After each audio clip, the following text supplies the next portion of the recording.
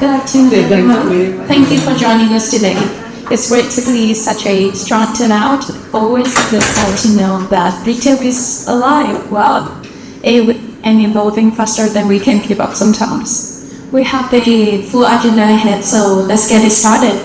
To start, let's zoom out and look at the bigger picture of where Vietnam retail market stands today and where it's heading next.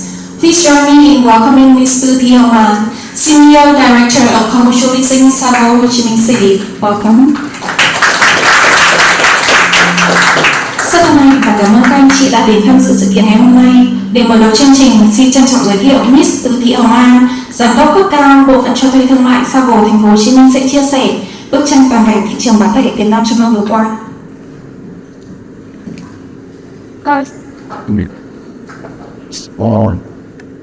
Good afternoon, everyone. Thank you so much for being here today. My name is Anne. I represent Savills Vietnam today, and I want to give you a very quick update about retail market, real estate-wise, and then I will give the stage to our interesting speakers next. Yeah. Xin chào tất cả các quý vị. Rất là cảm ơn mọi người đã dành thời gian để tới sự cái buổi cập nhật về thị trường bán lẻ Thành phố Hồ Chí Minh ngày hôm nay. Đồng thời sau đây chúng ta sẽ có rất là nhiều các bài phát biểu từ các cái diễn giả thú vị của chúng ta. Cho nên chúng ta sẽ bắt đầu rất là nhanh với các cái thông tin.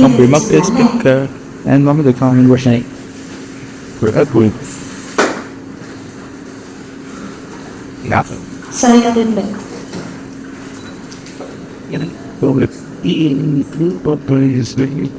So let's start with the big picture. Chúng ta sẽ bắt đầu với một vài con số cập nhật nhất của thị trường trong thời gian qua. At Savills, we monitor some macroeconomic figures at the latest. Here we have by the end of 25. Vietnam is entering a very interesting phase where we have a rapidly growing middle class and strong economic consumption. GDP growth for end of 25 is at 8%. This is the strongest in the region.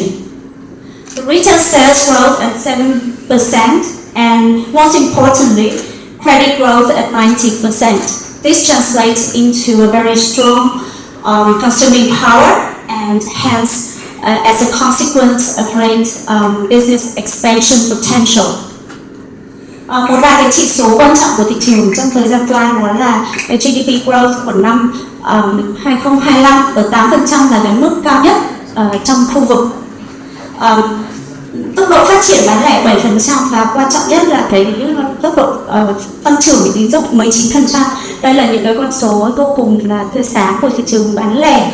Nó chính là thể hiện ra ở cái sức tăng về sức tiêu dùng. Yes. At Savills, we monitor the growth of real estate with the retail space per capita. And as you can see here, Ho Chi Minh City and Hanoi is still very modest compared to its peer cities. Ho Chi Minh City 0.06, far lower than Hanoi 0.12. And of course, compared to Bangkok or Kuala Lumpur, it's still very far behind. So that means a very strong potential growth for retail developers in the near future. Tại Savills thì chúng tôi theo dõi cái sự phát triển của thị trường bất động sản bán lẻ thông qua cái tỷ lệ diện tích bán lẻ trên đầu người. Và ở đây mọi người có thể thấy cái chỉ số của Thành phố Hồ Chí Minh và Hà Nội nó rất là khiêm tốn so với các thành phố lân cận của chúng ta như là Bangkok hay là Kuala Lumpur. Vậy thì điều này nó thể hiện cái gì? Đó chính là cái tiềm năng phát triển dành cho các chủ đầu tư phát triển bất động sản trong thời gian tương lai. Và đây là những cái chỉ số chúng tôi ghi nhận được trong cuối quý 4 2025. This is the latest retail snapshot, latest by the end of Q4 25.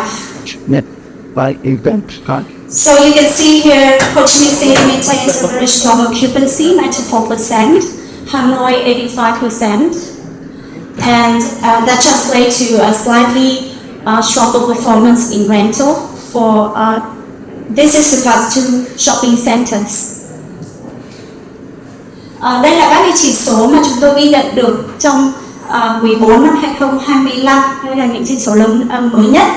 Thì mọi người có thể thấy ở thành phố Hồ Chí Minh thì cái hoạt động tỷ suất lấp đầy cao hơn so với Hà Nội, và do đó là cái giá thuê cũng có phần nhỉnh hơn.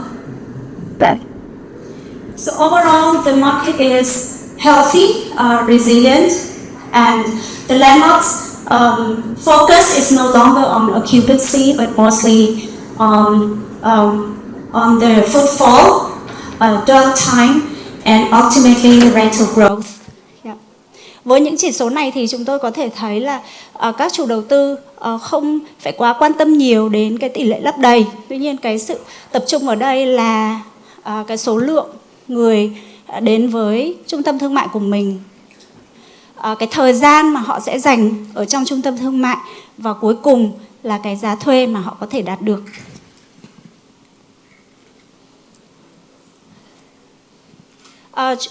So we also record some retail trends in the region, and mostly in Hanoi and Ho Chi Minh City. The first one, international brands continue to choose Vietnam as the reinforcing dominance in the region. In Ho Chi Minh City, we see more happenings for the flagship and expansion. Meanwhile, Hanoi, we see a stronger aggressive expansion from luxury fashion houses. And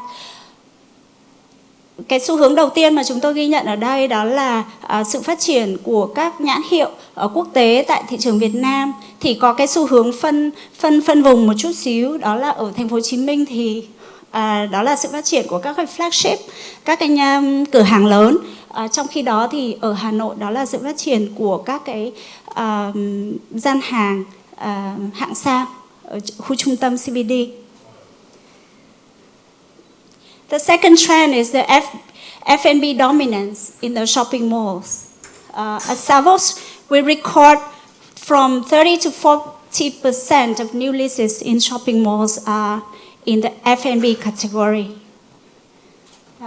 Cái xu hướng thứ hai mà ở Savills chúng tôi ghi nhận đó là các cái giao dịch đến 30 đến 40% các giao dịch mới ở trong các trung tâm thương mại là các nhãn hàng F&B. So, the trend number 3, the athleisure are no longer a niche category, but they have become a mainstream, and one of the main key category to drive traffic and revenue. Một trong những cái ghi nhận quan trọng về phát triển trong thời gian qua đó là các cái nhãn hàng thời trang thể thao đã không còn là một cái thị trường ngách, mà đã trở thành một cái nhóm ngành hàng chính ở trong các trung tâm thương mại. And last but not least, the brands are now having to focus more on the experience through pop-ups and activations. This is in order to improve their online channels.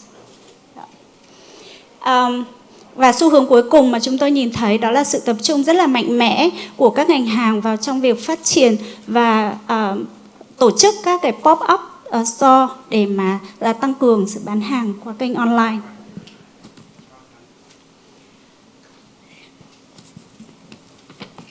Yeah. So a little snapshot on the new supply of Ho Chi Minh City.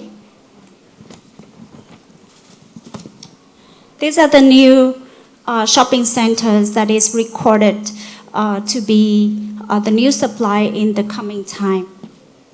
Of course, there are more promising stores, shopping centers. However, this can be recognized as the most feasible ones coming in the market.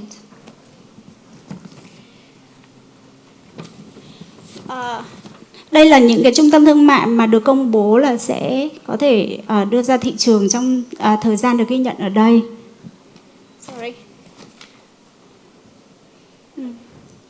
Tuy nhiên là chúng ta cũng có thể hiểu rằng là cái thời gian thực sự nó có thể đưa vào sử dụng là thời điểm nào. For existing landlords, actually it's more to ask about this new supply is that if you have a clear customer orientation for the next opening of these shopping malls. For Hanoi, it's more structured and segmented. In the CBD area, you have luxury hotels, shopping arcades, Four Seasons. You have Fairmont in the CBD, and this will further reinforce the Hanoi luxury supply. Tại Hà Nội thì sự phát triển của các cái dự án mới trong bán lẻ thì có phần là có cấu trúc hơn. Ở khu trung tâm thì chúng ta có các cái khu bán lẻ của các khách sạn 5 sao. Meanwhile, you have a growing midtown supply such as Tissot Mall, Takashimaya in the next 1 or 2 years, 2027.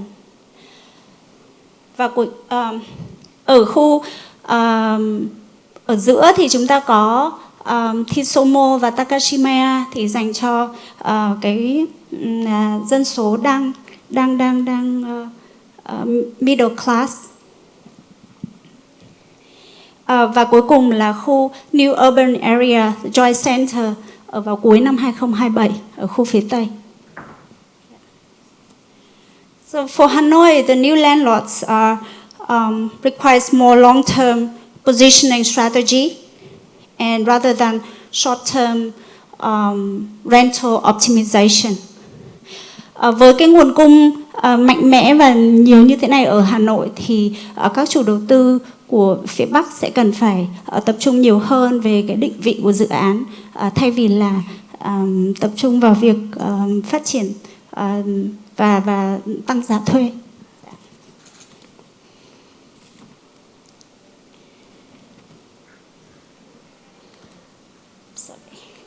So to summarize, the Vietnam retail market is growing but also evolving very quickly. For landlords, the success key drivers should be the clear positioning, clear tenant mix, and an experience-driven strategy. Yeah. So the macroeconomy, the macro environment set the stage. So now is the time for retailers to bring the story to life. So I give the stage to our next speakers. Thank you. Thank you, Ms. Anne. That was a very clear snapshot of what we have today. Cảm ơn chị An vì những chia sẻ về tổng quan thị trường bán lẻ Việt Nam. Now that we have the overview of the market, let's talk about what's actually driving the traffic. And increasingly, it's not just shopping.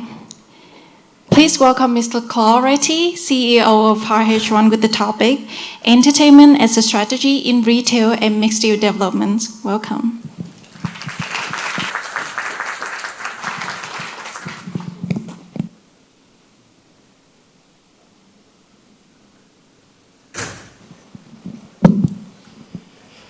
All right. Good afternoon. Good to be here. My name is Claude Rety, CEO of RH1. We're based in Ho Chi Minh City, and today I'm going to walk you through a bit of what we talk about the entertainment industry, and today we're in a transition period where we see clients and the commercial environment is evolving, and to that point, we're moving into an experience economy. What is an experience economy? We know that the current trend of consumers is no longer the same. The purchasing habit, the fact that everything is so convenient, online shopping, and the frictionless of being able to get anything at any time. Today in the commercial world, in the leasing areas, we see clients are no longer going to just do a product or a price as a differentiation, but really looking into how can I create an emotion?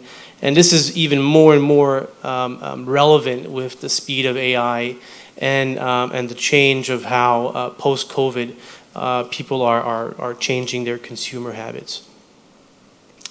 We're on a real divide, and the brands we used to know back then no longer exist. And today, the big differentiation where usually we would have static formats, where we would have one-time visits, people are looking really now for a constant refresh. What is a constant refresh? It's that 5-second TikTok video, it's that left swipe, right swipe. How can my environment, my space be different and always create a new and provide an opportunity for repeated visits? So what is entertainment? I mean, we think always about entertainment as gaming, but I think entertainment today is much more than just an opportunity to play. We talk about cultural entertainment. We talk about educational entertainment. We talk about experiential, social, immersive. All these are part of a fabric, an opportunity for people to connect and to build a community. And these entertainment solutions, when we think about it, back in the days were only available in large theme parks, and slowly we would find them in shopping malls, but gradually are becoming a fabric of society where we want to have an opportunity to create an experience across all our different touch points, be it mixed-use developments, be it urban complexes, be it hotels, stadiums, convention centers, and so on. So the entertainment is no longer an accessory. It becomes really a key element of differentiation. Now, for entertainment, we have different formats, and every of those formats are really pinpointing specific customer cohorts. We'll look at specific target markets, let's say here for young adults, if we're looking at a social competitive environment. We'll look at others for, let's say, kids and families and arcades. We'll look at environments as indoor go-karts or arcade concepts for teen and young adults, or even the full immersive experience, as an adventure concept. Each of them higher investments, potential different returns, but also very important based on who your customer is and who are you segmenting will have the right match. Now, we have a lot of clients coming to us saying, okay, we want to get into the entertainment industry. We're just going to buy the piece of equipment we're going to put there, and it's going to do the job. And that's the first mistake. When we go into the entertainment industry, it's important to understand that the asset itself is just the easiest part. There's a whole ecosystem that goes around it, including the branding, the layout, the fit out, most importantly also now more than ever, the IT system that goes with it. It's not just a tool, it's how to create that tool and how to activate that tool, and it requires a full ecosystem in order to ensure that the customers who are coming to your entertainment venues are really getting a world-class experience. Now, the returns go way beyond just the immediate revenue created by the entertainment solution. Obviously, you're using, in some cases, unutilized rent or space, which is creating rent. You're increasing traffic, which is also a very good indicator. You're having differentiation compared to your competitors. You're also providing extended dwell time. So this is where people can stay longer, enjoy more your space, more your venue, and then all in all put together, your asset valuation is increasing. Now, the numbers don't lie. And at the end, in some of the projects that we've been working around the region, these are really creating a big leap in terms of traffic and monthly footfall. not only in terms of new visits, but also repetitive visits. And it's important to keep in mind that for a successful entertainment solution, it needs to be revisited. And we'll go through that on the next few slides, but being able to refresh your content is a paramount to success here. Because not all the entertainment solutions will last. And to my point earlier, as we are in a very uncertain, and Muro was talking about it earlier on the grand stage, we are in a time of uncertainty. And what happened 5 years ago is very different to where we are today. And I'm sure, we all know, in the next 2 to 3 years, things will be evolving very, very fast. So being able to invest in a piece of asset for the next 10 years is somehow unrealistic. So how can we make sure that our content is always matching changing customer expectation? How are we going to make sure that brand loyalty from our customers that is always changing, looking for something new and shiny, how are we going to make sure that the offer that we have is on par? Well, that comes with a few points, and it's flexibility by design. When we build these entertainment solutions, they need to have the thought process of how are we going to make sure that we're going to analyze the content and review the low performers. In any, let's say, retail shop, if there is a category that is not performing, we would review it. We would probably reduce the number of SKUs, maybe remove completely that category and change it. Here in the entertainment industry, we would have the same approach. We have to replace the unperforming games or attractions and continue to reinvent the way we approach the market. Now, how to work forward? What are the ways in building your entertainment strategy? Well, depends on the risk, it depends on your appetite of investment, and depends on the time it returns. But the three main pillars we have here are either owner-loaned, where the owner will invest in most of the CapEx, or in some cases, a co-investment, where the entertainment provider might provide the equipment and the owner will provide the fit out. And a third case where the operator will take care of everything and probably move into a lease agreement or a revenue share. Now, what's happening in the world of entertainment in the coming years? What we're seeing is a transformation. I was this weekend back in Shanghai, and we can see a bit of a glimpse in the future of where consumers are moving and how we're taking property complexes and building them into urban parks. Mixes of art, mixes of immersiveness, of F&B. The product and the purchasing, the transactional part is completely removed of the equation, and the focus is all about experience and community. And today, if you're looking at your entertainment strategy as just a piece, an element on the side as part of your property, you might be making a mistake. Because at the end of the day, customers are looking no longer for just a transaction, because now all the transactions are seamless and frictionless. People are looking for how to create moments and how to connect with one another. So these urban parks inside of property complexes are really a key focus today in some of the developments we're having, as well as the shift between game-oriented to what we call exploration-oriented immersive.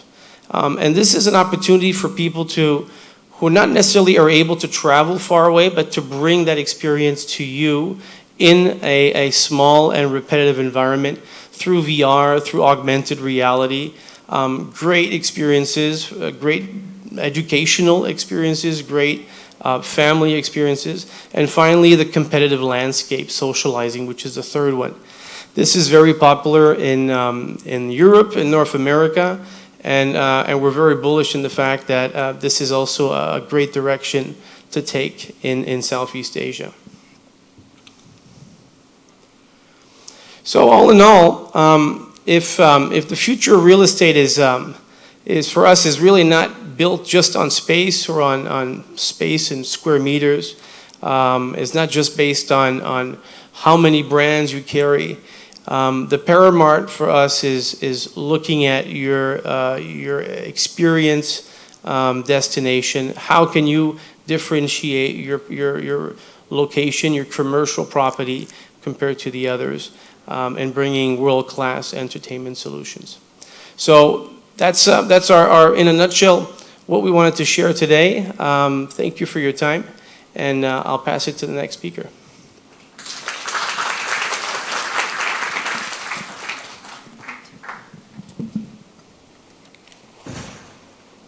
Thank you, Claude. That was very insightful. Also, a great reminder that retail today is really about how to give people a reason to come and come back. Next, we move to a brand that seems to be doing exactly that and doing it very well. Let's find out how that happened, since they have over 1,000 location requests per month from landlords all over the city. Please welcome Mr. Kasper, Director of BARTELS Vietnam.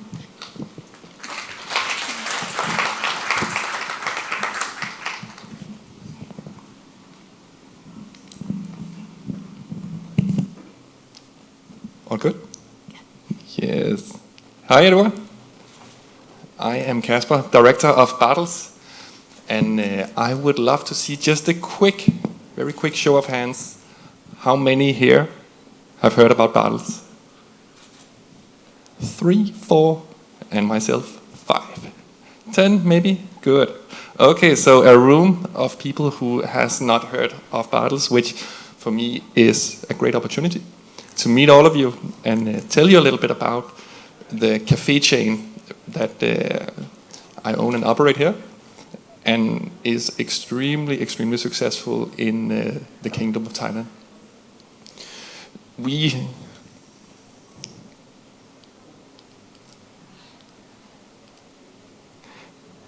get 1,000 minimum location requests per month from interesting landlords who want to get a BARTELS into their properties, into their shopping malls. And with the sheer load of the location requests that we get per month, forces us to just be very selective with the landlords that we consider, and really forces us to be on the top of our game with the product that we deliver. And I want to echo the words that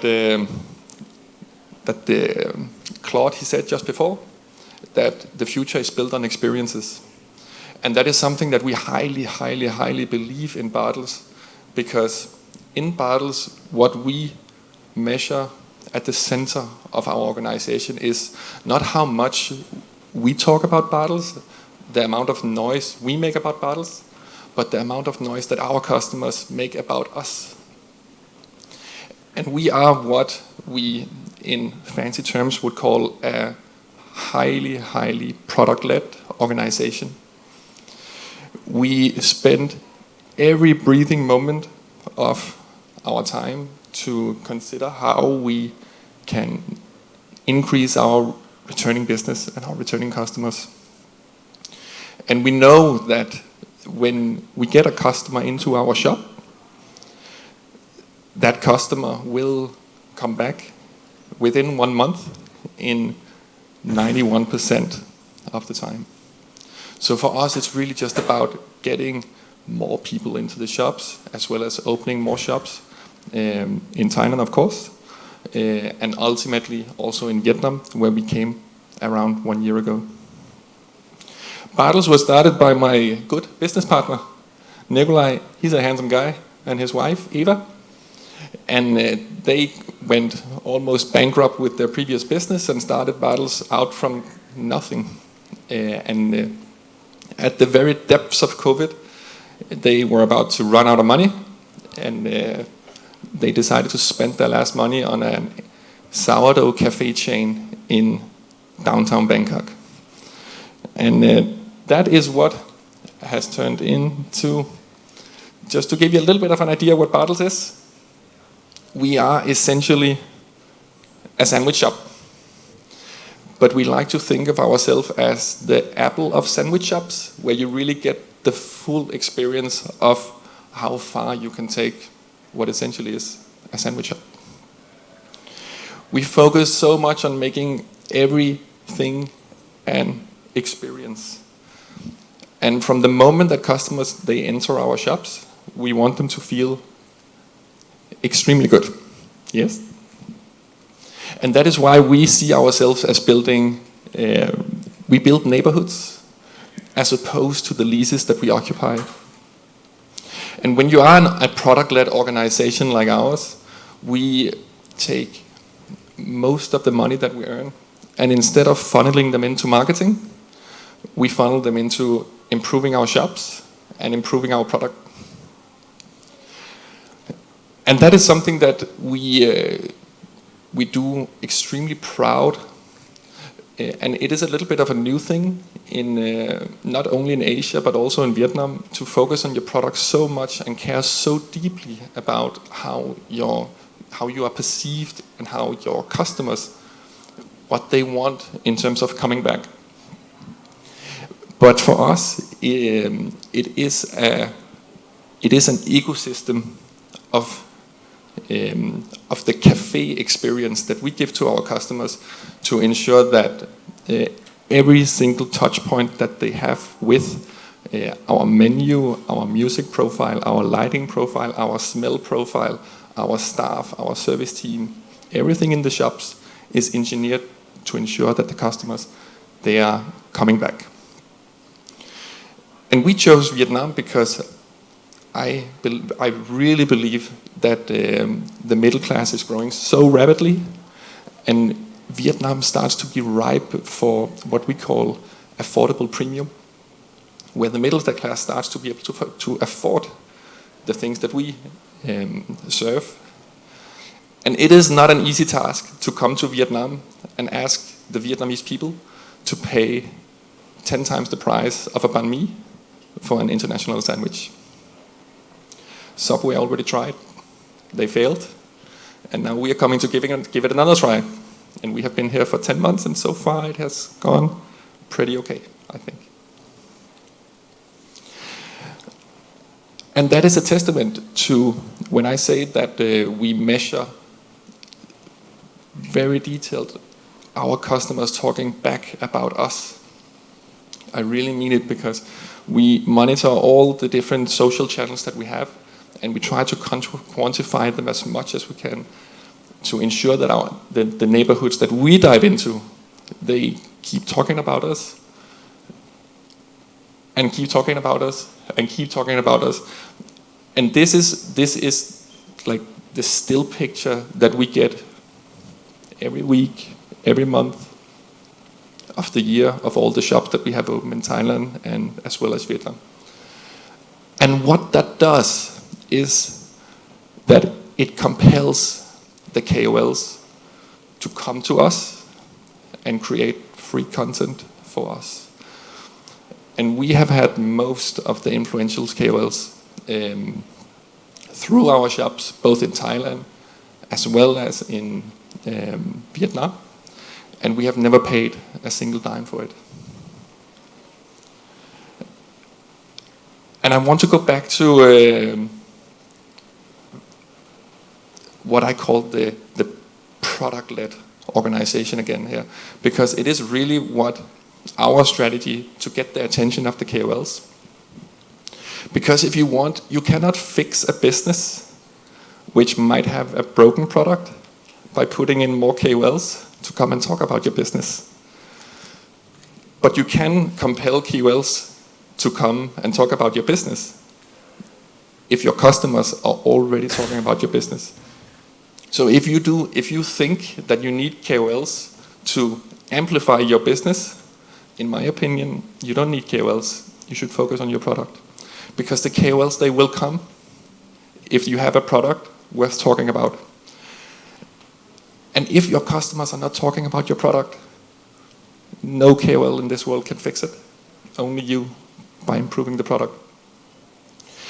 We work with what we call the double entry feeling. And that is when typically a woman come into our shop and they see our shop and they're like, holy, that is beautiful and breathtaking. So they walk out, they find their phone, and they enter again while they're recording, so they can post it on social media to all their friends.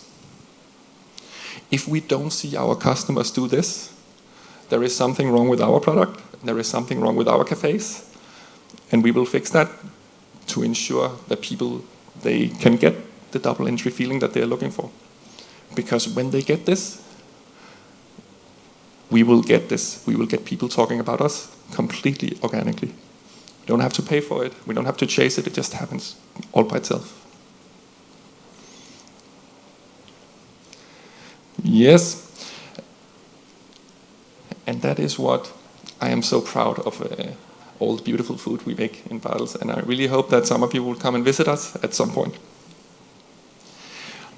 Our biggest challenge in Vietnam, which is quite different from Thailand, where we have a very strong market position. Of course, in Thailand, the real estate market is different. Our market position is different.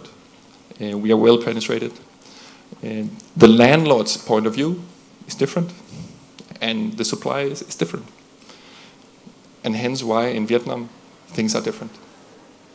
Our biggest challenge here, and I mean no disrespect when I say it, but it is unrealistic landlords. Because the landlords here that we have encountered, they seem to be chasing short-term profits more so than what we see in Thailand. And I'm not saying that that is the truth for all landlords, but it is something that we see more here.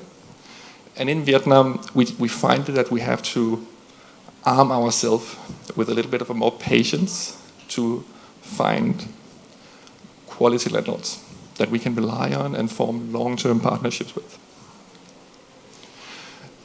So how do we select the landlords that we want to work with?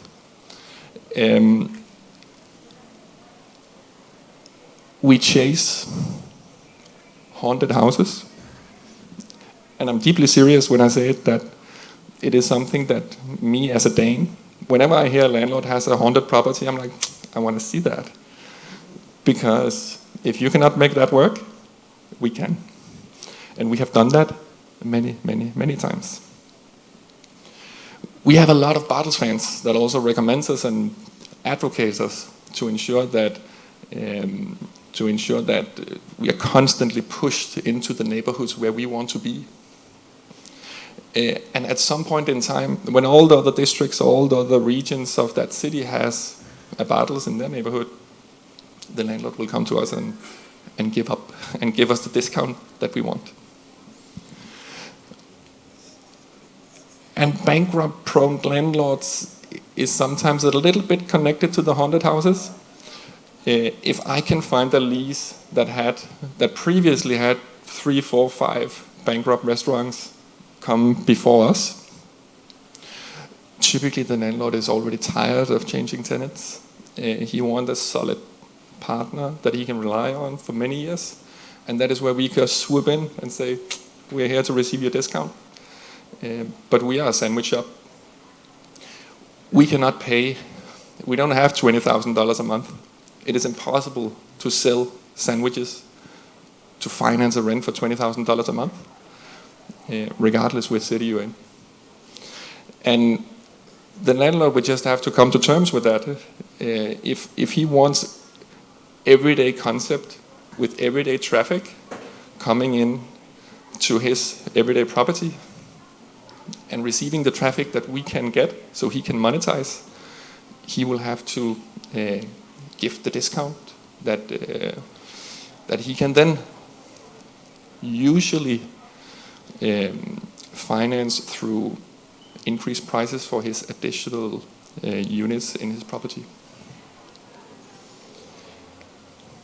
Yes? I will take this opportunity to give a little piece of advertising. We are looking for locations, so if anyone is interested, come visit me. I'm happy to take a coffee with anyone that can help us expand in Vietnam. Thank you so much. Well, Kasper.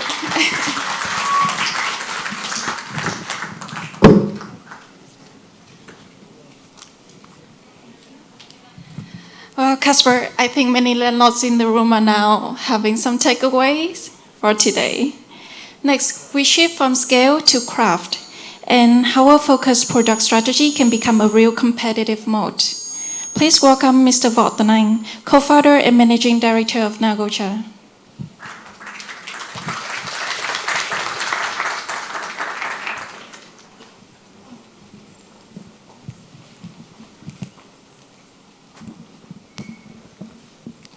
Hello.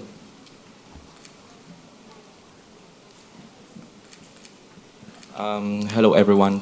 My name is Tuan, and I'm the co-founders and managing director of NAGOCHA. Actually, I'm a co-founder, but another co-founder is standing there is my wife, so we are the founder team. Okay, so today maybe like the topic is a bit specialty. We came into a very niche market in Vietnam. How many of you here know about NAGOCHA? Can I see? Okay, thank you so much. Many people asking us like, am I Japanese? Yeah, many of our customers like asking us that question, but like first we 100% Vietnamese.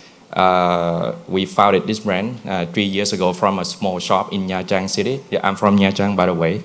And now we step into the third year now, and we have 9 stores right now in Vietnam. So 2 sit in Ho Chi Minh City and 2 in Hanoi.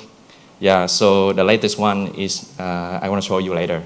All right. So today I'm going to talk about the topic is why high-grade matcha and artisanal craftsmanship is our strategy mode to bring NAGOCHA to be NAGOCHA nowadays. So let's dive into the topic. So, okay, first, I have lived in Bangkok for almost 10 years and just recently returned to Vietnam just early this month. Yeah, so it's quite new for me too. So, but like I spent nearly a decade like watching the hyper landscape, the retail landscape in Bangkok evolving.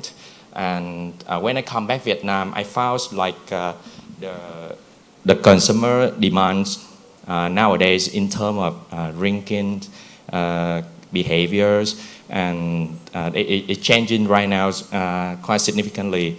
Before they just prefer something like very cheap one, affordable price, which is can find any coffee shop out there. But nowadays, I saw the trend is moving right now. It's moving from to the sustained energy and functional vitality when it's coming to a ring. So people really matter of what they're gonna put into their body nowadays. So that's what we are step into. But before all of that, it came from our passion, which is me and my wife have been drinking tea for many years, and it's prompted us to create the brand NAGOCHA. Yeah. So just a quick demographic, just a quick information, a chart to combine. I think like many of you right here drink like at least one of the coffee every day, right? Yeah, but I hope after this lesson you're gonna drink 1 cup of NAGOCHA matcha every day. Yeah, so coffee can give you very long, very like sudden spike in terms of energy, but it can crash immediately. So there's some research about this topic, but the matcha can give you like long-lasting energy, so steadily throughout the days, 4 to 6 hours. So this one again, it can happen only when you have high-quality matcha. It's not like the low-quality matcha you drink.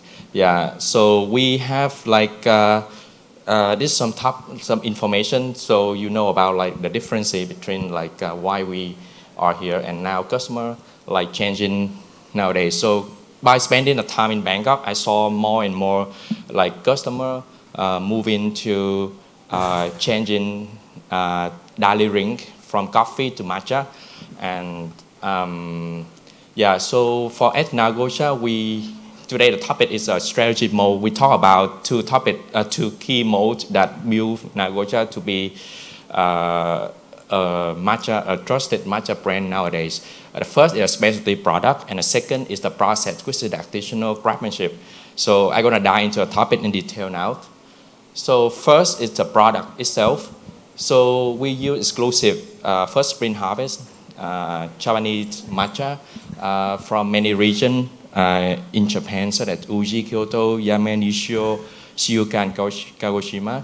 So, and we set up the long-term partnership with many partners, multi-generational tea farms, even long before the global blooms. So as you know, the matcha shortage is happening right now across the, many countries and in the world. But since we partner with the many tea farms before, we guarantee the supply chain and at a sustainable cost, and it helps us to protect us from the global shortage. And for the matcha personalization, this is something very important that can create our unique point here, which is allow us to customize every ring, every process of making matcha according to our customer flavors, which is create our signature profile. The second one is the craftsmanship. So by stepping into NAGOCHA, you never seen any automated machines in there. We use 100%.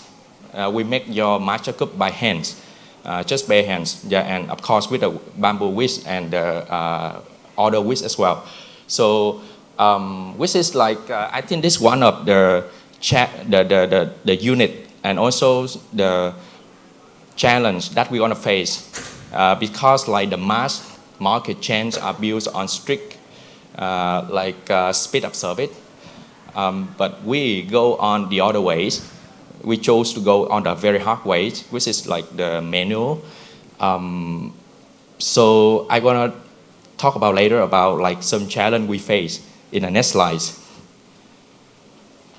So right now it's like we have 9 stores right now, and in 3 different models. So actually, like I spent a couple of last few years trying to study what is the most suitable business models, location model for NAGOCHA.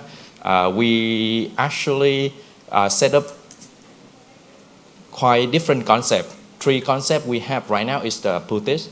Our first one in Hanoi's West Lake. The second one is in Vincom Landmark 81, by the way. Yeah, right here.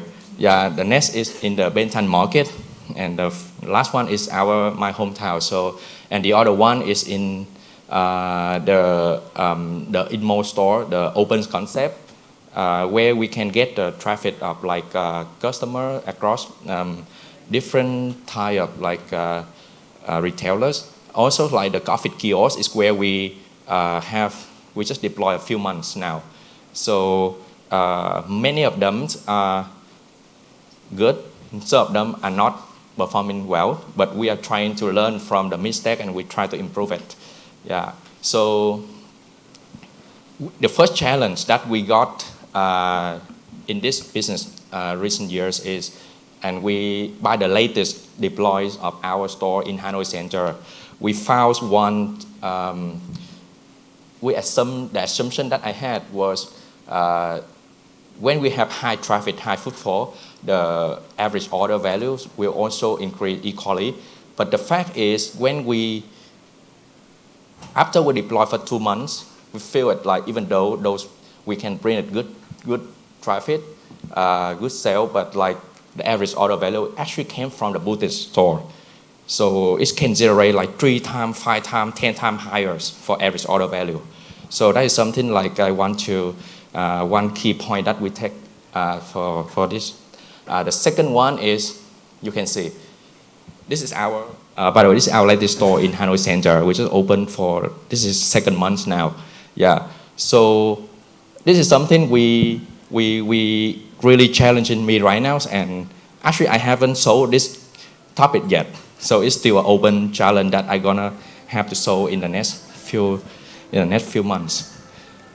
This is like, high traffic like Hanoi Center. Actually, it's a great place. Our location is luckily to be selected to be one of the rated locations of Hanoi Center by Capoland. Yeah. So we got the very high traffic. You can imagine, like in the first month, we got every time, almost like every minute, we got orders, and it's from 9:30 a.m. in the morning to 9:30 p.m. In the evening, and it's very crowded, and it created a very big problem that customers are not like familiar with. This is the Zen identity of NAGOCHA is carrying right now. So we receive a lot of feedback. Why you chose this location? Yeah, why? So because people got used to the ambient, the atmosphere, the Zen like environment in all other location we have in Landmark 81, in Hanoi, West Lake. So when we open an open space like this, almost 150 square meter, by the way, half and half with a waterfall outside. So the fact is, it brings great sales. Yeah, greatest sale ever. And for your information, so the NAGOCHA bill is not small. Yeah, so people always compare it as the most expensive matcha in Vietnam. Yeah, so but after one week of 2 months of deploying this concept, we realized many customers prefer quiet ambient, but some customers prefer something quick, fast, and they want to have more convenience. So we realized that we serve at 2 different groups. Yeah, so our solution is simple. We just like use this BG spot to introduce and direct them to the like our boutique store. Yeah, and the reality is we converted quite many, yeah, to our store, yeah, in Hanoi's West Lake. So my mistake at the first time F&B founders, so the same, it's my first time to do F&B. Yeah, I'm not the second time or the third time, but this is my first time, and I chose to do NAGOCHA. So the menu is complexity is something we launched it first, but nowadays we cut it like more than 50% already, which is we created the more like simple solution. The second one is the expectation gap. So the consumer, I came from Bangkok, so yeah, we got the customer behavior is something I assume that it's going to be the same when I came back Vietnam to deploy the concept. Also the spending power, also the matcha consumption. You know, if you came to Bangkok, it's a world where you can like have a lot of matcha place. Yeah, but like I brought that like assumption into Vietnam, but the fact is not like that. Yeah, so but it's going to be there soon. Yeah, I believe with the Vietnamese like retail and the purchase power is getting much better. The middle class is getting like more and more nowadays. And the last one is the passion and the system. So at first I realized this is a specialty shop, so everything is special, and my passion, like I can give my passion to my staff, but actually that's not enough. So you need to have the very strict SOP to control like the process and everything to make sure your work and your specialty doesn't fall out. Yeah. So next is 2026. It's where we execute 3 years of testing is over. It's time for us to move on and to choose the right location for us, the right place where we can deploy our concept. So I'm happy to take the question later in the panel, but first I think like believing, you have to experience it. Yeah, so by the way, by coincidence, our store right here in Landmark 81, yeah, in the 3rd floor. So you can scan this one and get 50% for all matcha ring. Yeah, just show to the cashier. Yeah, I swear I didn't contact them to be here today. Yeah, just coincidence is be here. Thank you so much, and yeah, I look forward to your question in the panel. Thank you.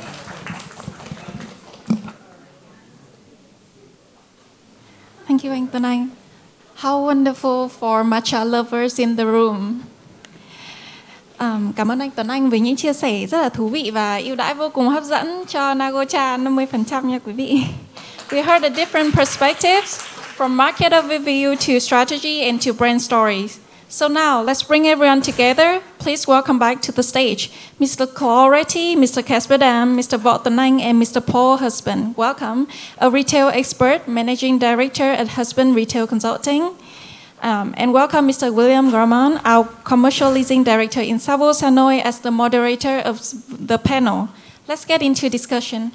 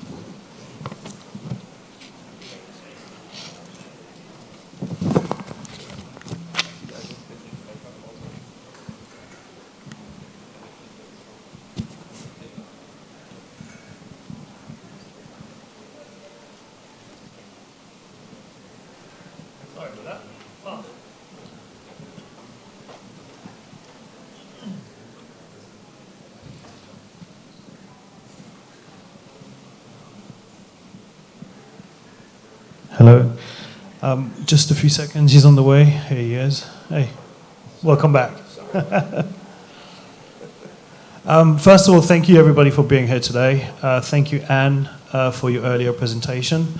We're going to kick off this panel. This panel is going to be, the main focus is going to be about F&B in retail mixed use. I think everybody is aware of the panel, but I'll let each of you introduce yourself again. And then we'll kick off. We have about 8 to 10 questions to cover, and then we'll be opening it up to the public. Jack, you want to introduce yourself again or not? So again. So my name is Tuan. People call me Jack. So I'm a co-founder and managing director of NAGOCHA. Kasper. Hello, I am Kasper. I am the director of Vietnam of BARTELS. We are a sourdough cafe chain, very popular in Thailand, just coming to Vietnam. Afternoon, everybody. My name is Paul Husband. I'm the founder and owner of Husband Retail, based out of Hong Kong, and planning and leasing retail centers throughout Asia Pacific, of which we've planned and leased about 150 in the last 28 years. For that, I was marketing director for Swire Properties in Hong Kong. Thank you. And my name is Claude. I'm the CEO of Tuan. We're based out here in Ho Chi Minh City.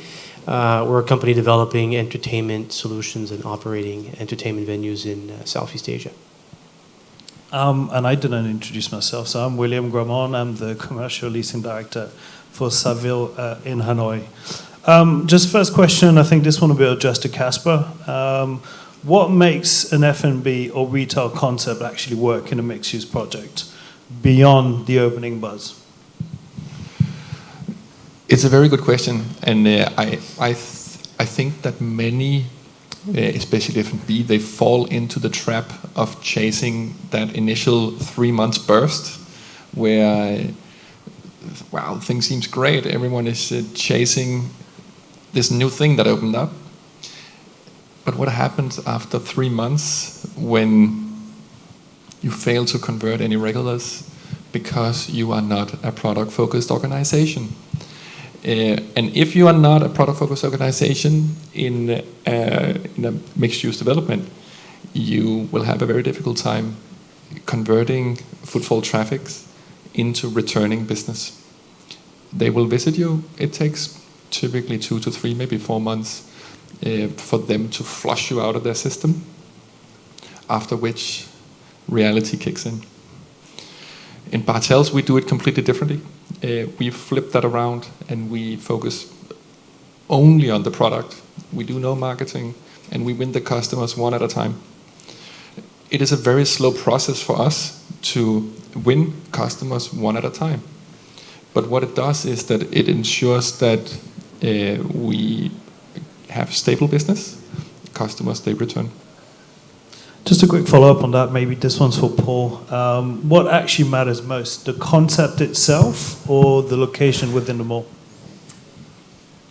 I would say that the concept itself is more important than the location. You see F&B placed in many secondary locations in a mixed-use project, and that's because it can stand on the concept, and particularly, and I think very much to Kasper's commentary, is that it can endure. I think successful restaurants are very much based on consistency, sustainable standards, so quality of F&B, quality of service year after year after year. A Pacific Place, for example, one of our most enduring restaurants was a concept called Dan Ryan's, with the Chicago kind of meat and fish, burgers and steaks. It was with us for over 20 years. And why? Because the burgers, the ribs, the fish would be the same every day, and the service is good every day, year after year after year. So I would say that the concept, but also the delivery, exceeding customer expectations over time. Thank you, Paul. Second question, I think this goes to Jack. You wanted to add to that one? Please go ahead. Yeah, thank you. So adding into the question of like concept and location, right? So for me, like I think like both matters. It's not, concept is great, but like with some city with the geography and the weathers, everything is quite severe. Sometimes like concept cannot bring you like traffic, right? So those locations can be sometimes like matter in some case. So for me, I believe like we have to combine between in some mixed-use project. We have to combine between like a location about the concept, together to be like to build a funnel, to convert our customer in there. So I think like it's matter in both cases. Well, actually, thanks for that, because that will help me through the transition. When assessing a new location, what are the most 2 to 3 important criteria you're taking in count? I think this could go to Jack and Kasper. This will determine success or failure ultimately.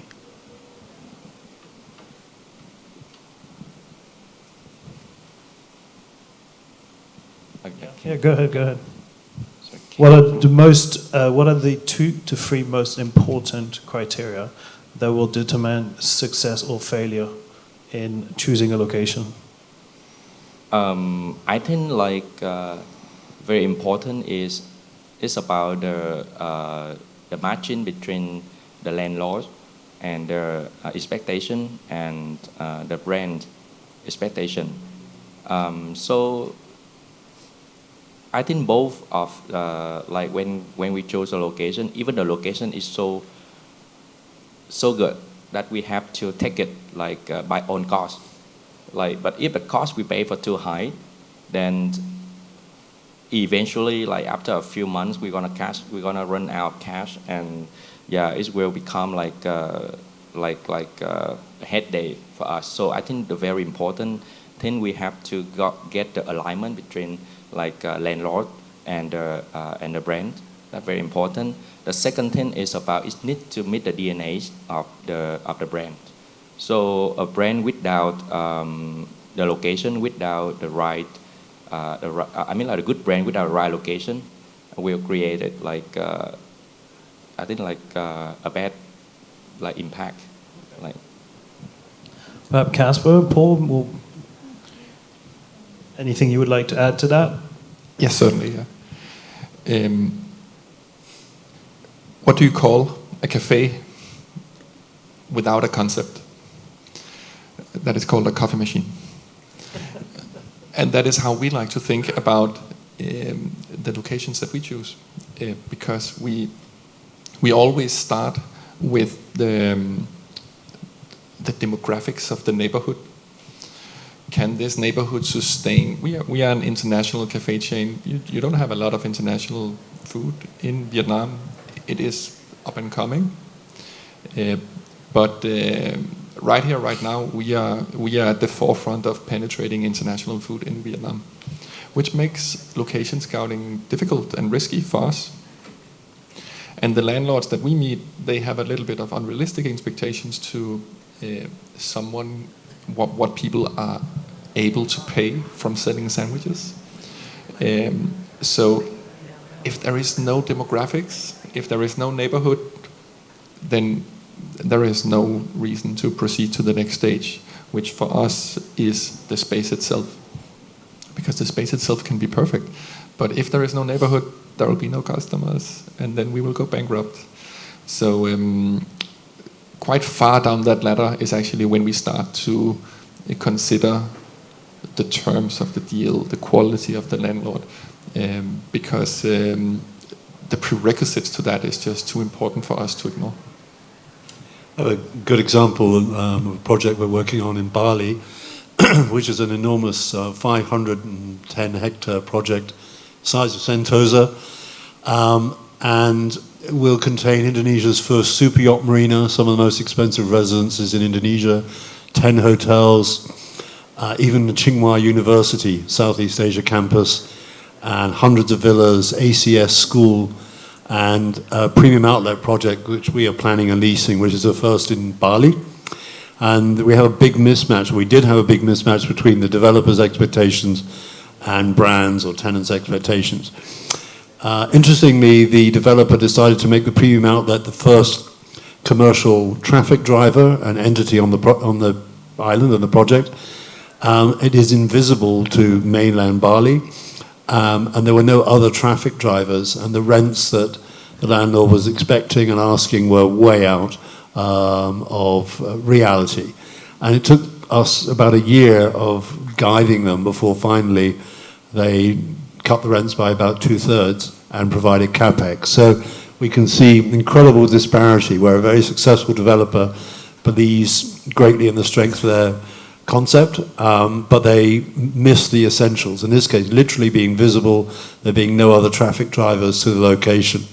So that's still very much happens today, which is quite remarkable, and costs the developer quite a lot of money. Interesting. Thank you, Paul. Actually, so this feeds us into how often F&B is used to drive footfall on such project like this, and we covered entertainment earlier through Claude. So perhaps how do you convert footfall into repeat revenue? I think that could be a good question. Yeah. So in some of our entertainment solutions, F&B is really an essential part to the customer experience, and it's providing them with the options to slow down and pause and increase their the average consumption or average basket during their visit.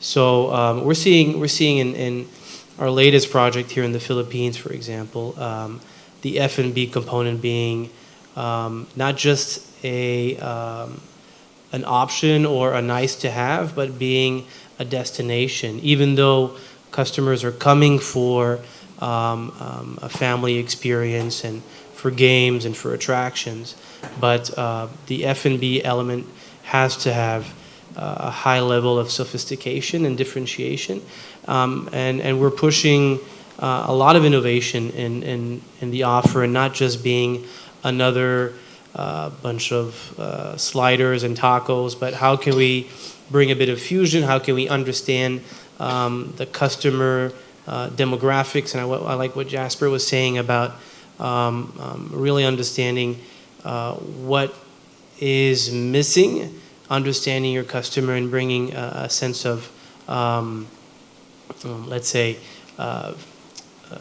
convenience in that F&B purchase. So we're working on types of packaging that matches the overall environment. We're working on elements that people will be able to take that F&B experience and make it Instagrammable and share it through social media, being able to have something that is not just on par with what we would expect, but coming with an assortment that makes people talk about the venue. How would you distinguish footfall in terms of volume and quality, ultimately? Because most of the landlords are driven by volume, but it doesn't really translate to an operator perspective. Is it something that concerns you ultimately when you move into a mall where the landlord has a very big focus on driving mass, but quality of basket is not ultimately there? So say that one more time for me, Will, please. Quality volume or quantity over quality? Quantity, at some point, quality will have to match our first criteria. And again, it will depend on our client's objective. Is it the destination aiming to be an anchor tenant, or is it simply there as an add-on to an existing ecosystem? So, whereas quality is definitely what is the actual spend of those customers visiting our venues, or do they have the buying power? Does our assortment, does our product offer match the potential buying power for our clients versus are we just giving a value for money offer? So it will have a very big, the assortment and the equipment and the experience that we're going to be providing will have a very big impact on either quality or quantity. Paul, perhaps when you were at Capital Land, when you were choosing F&B retailers, operators to put in your mall or in your office buildings, would you look at an operator that would provide, again, a premium over quality, quantity? What would be the main criteria for you guys? Obviously, in a large mixed use, it's going to be a mix of those because we have a different customer segment for different types of F&B. So we need that early morning Starbucks cafe offer that starts at 7 a.m. in the morning and goes through to closing at 10 p.m.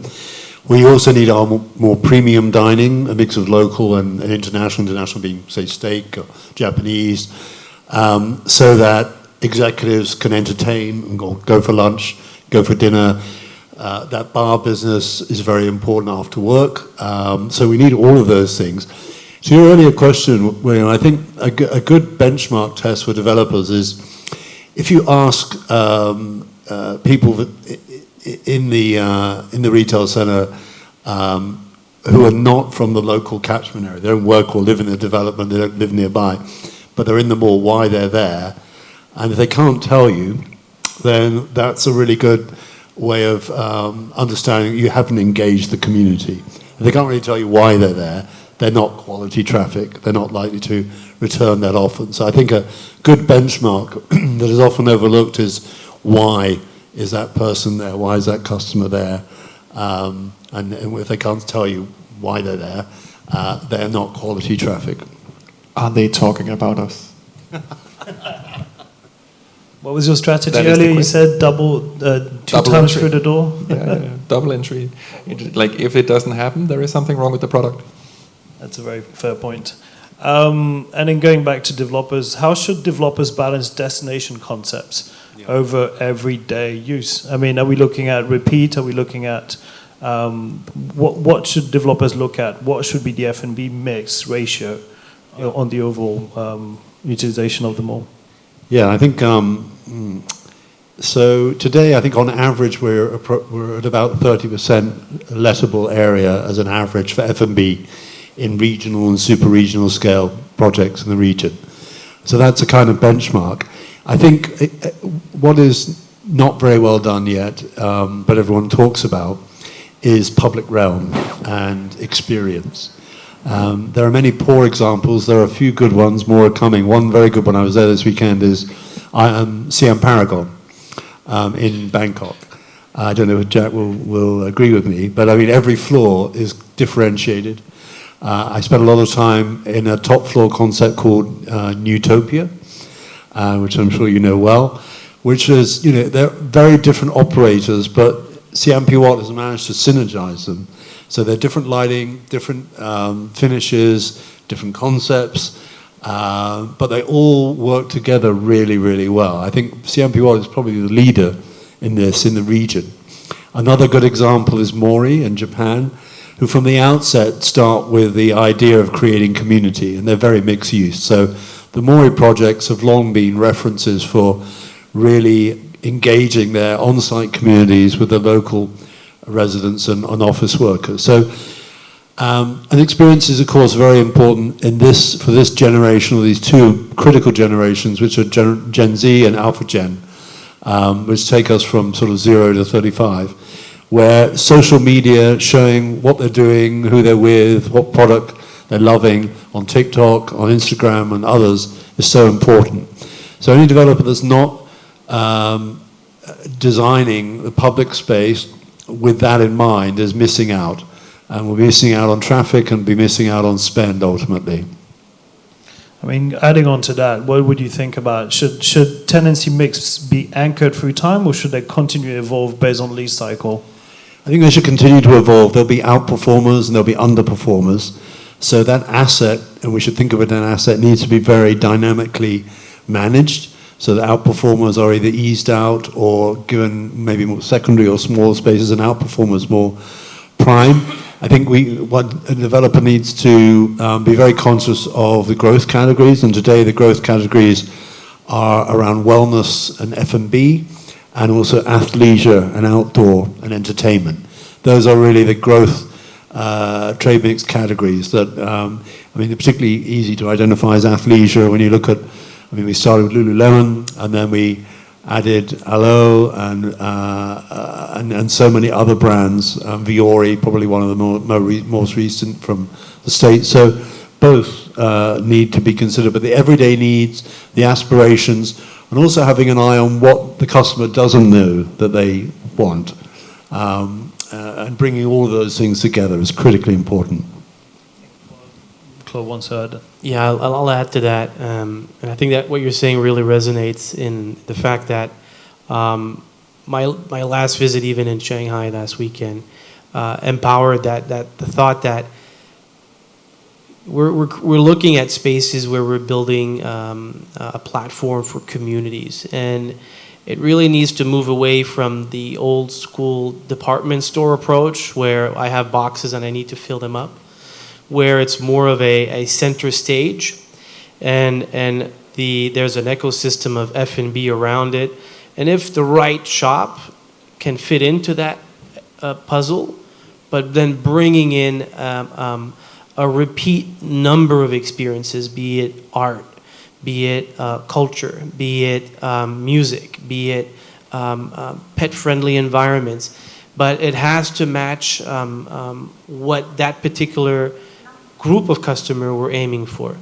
And I think before we were trying to reach as many people as possible. At some point, less is more, and here these are the type of customers I want to catch. I'm going after the Gen Zs. I know how to communicate with my Gen Z. Therefore, I need to provide a platform for those Gen Zs and invite them over to my space. And it goes through immersive experience. It goes through technology. But when we're very clear about who do we want to communicate with, then everything else goes in place in terms of communication, in terms of content, platform creation, food, etc., etc. Very, very good point. I think another often overlooked point is that F&B is often planned into a development last, when it really should be, to Dan's point, I see some people agreeing with me. It is so true. When it should be first. It should be, I mean, so many clients, they really come to the, you know, even which unit should be designated for M&E comes very last and expensively. So I think that's something that should be addressed, and F&B should be planned in first, to Jack's point, and then built around with retail thereafter. Thank you to that. I think this one goes back to, I mean, this question will be for Kasper and Jack as operators. What does sustainable rents mean today? And how should it relate to sales performance? Yes, it should. Yeah, definitely so. Is it driven mainly by cost occupancy, cost ratio occupancy? You know, it's, I mean, in Thailand, I used to be in Thailand before, and unlike, I don't know what's the static font, so sorry for that. And now into this market, we see an annual rent growth, for example. captured by the landlord when it comes to retail or even office space. Unlike other markets, this is something that I'm quite new to. Is this something you experience in Hanoi Center, for example? And how does ultimately this affect your to-day sales and your projections going forward?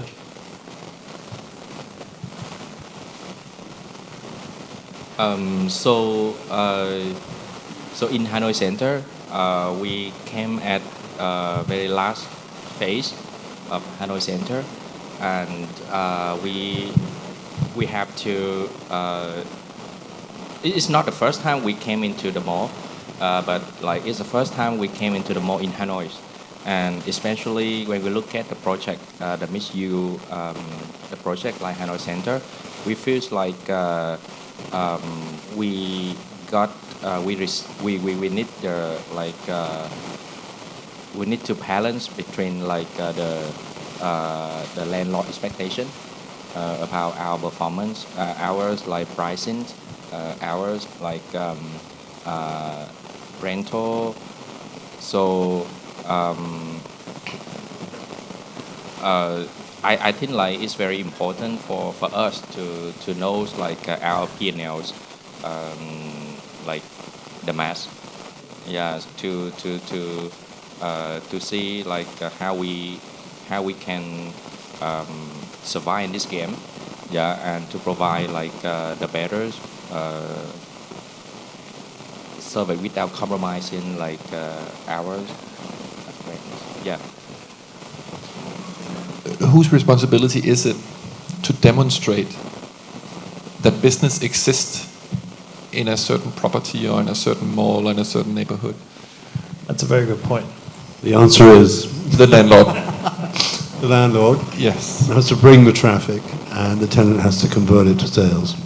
Yes. And landlords, they desperately want to demonstrate this through slides, like PowerPoint presentations. And when I look at these PowerPoint presentations, those are beautiful words.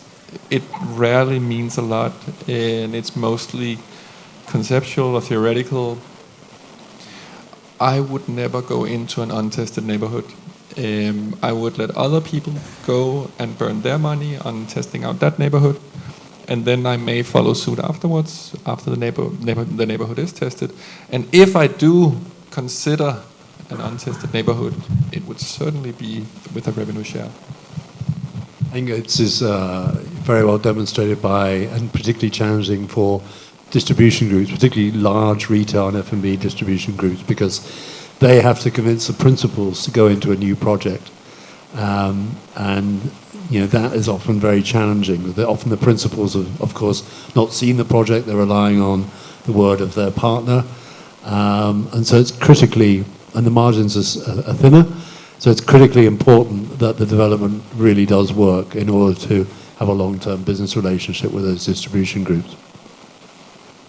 And adding to that, Claude mentioned earlier during your presentation about hybrid lease structures. What typically works best for an operator? Is it capex funded? Special rent incentive throughout the term? What operators in today's world prefer? What model do they prefer actually? Well, it depends on which side of the table you're sitting. If your strategy is long term, and you really want to make this a vital platform and a pillar to your development, then at some point the property developer needs to put some skin in the game and to take a bit of ownership in that project. Otherwise, it ends up being a replicable model.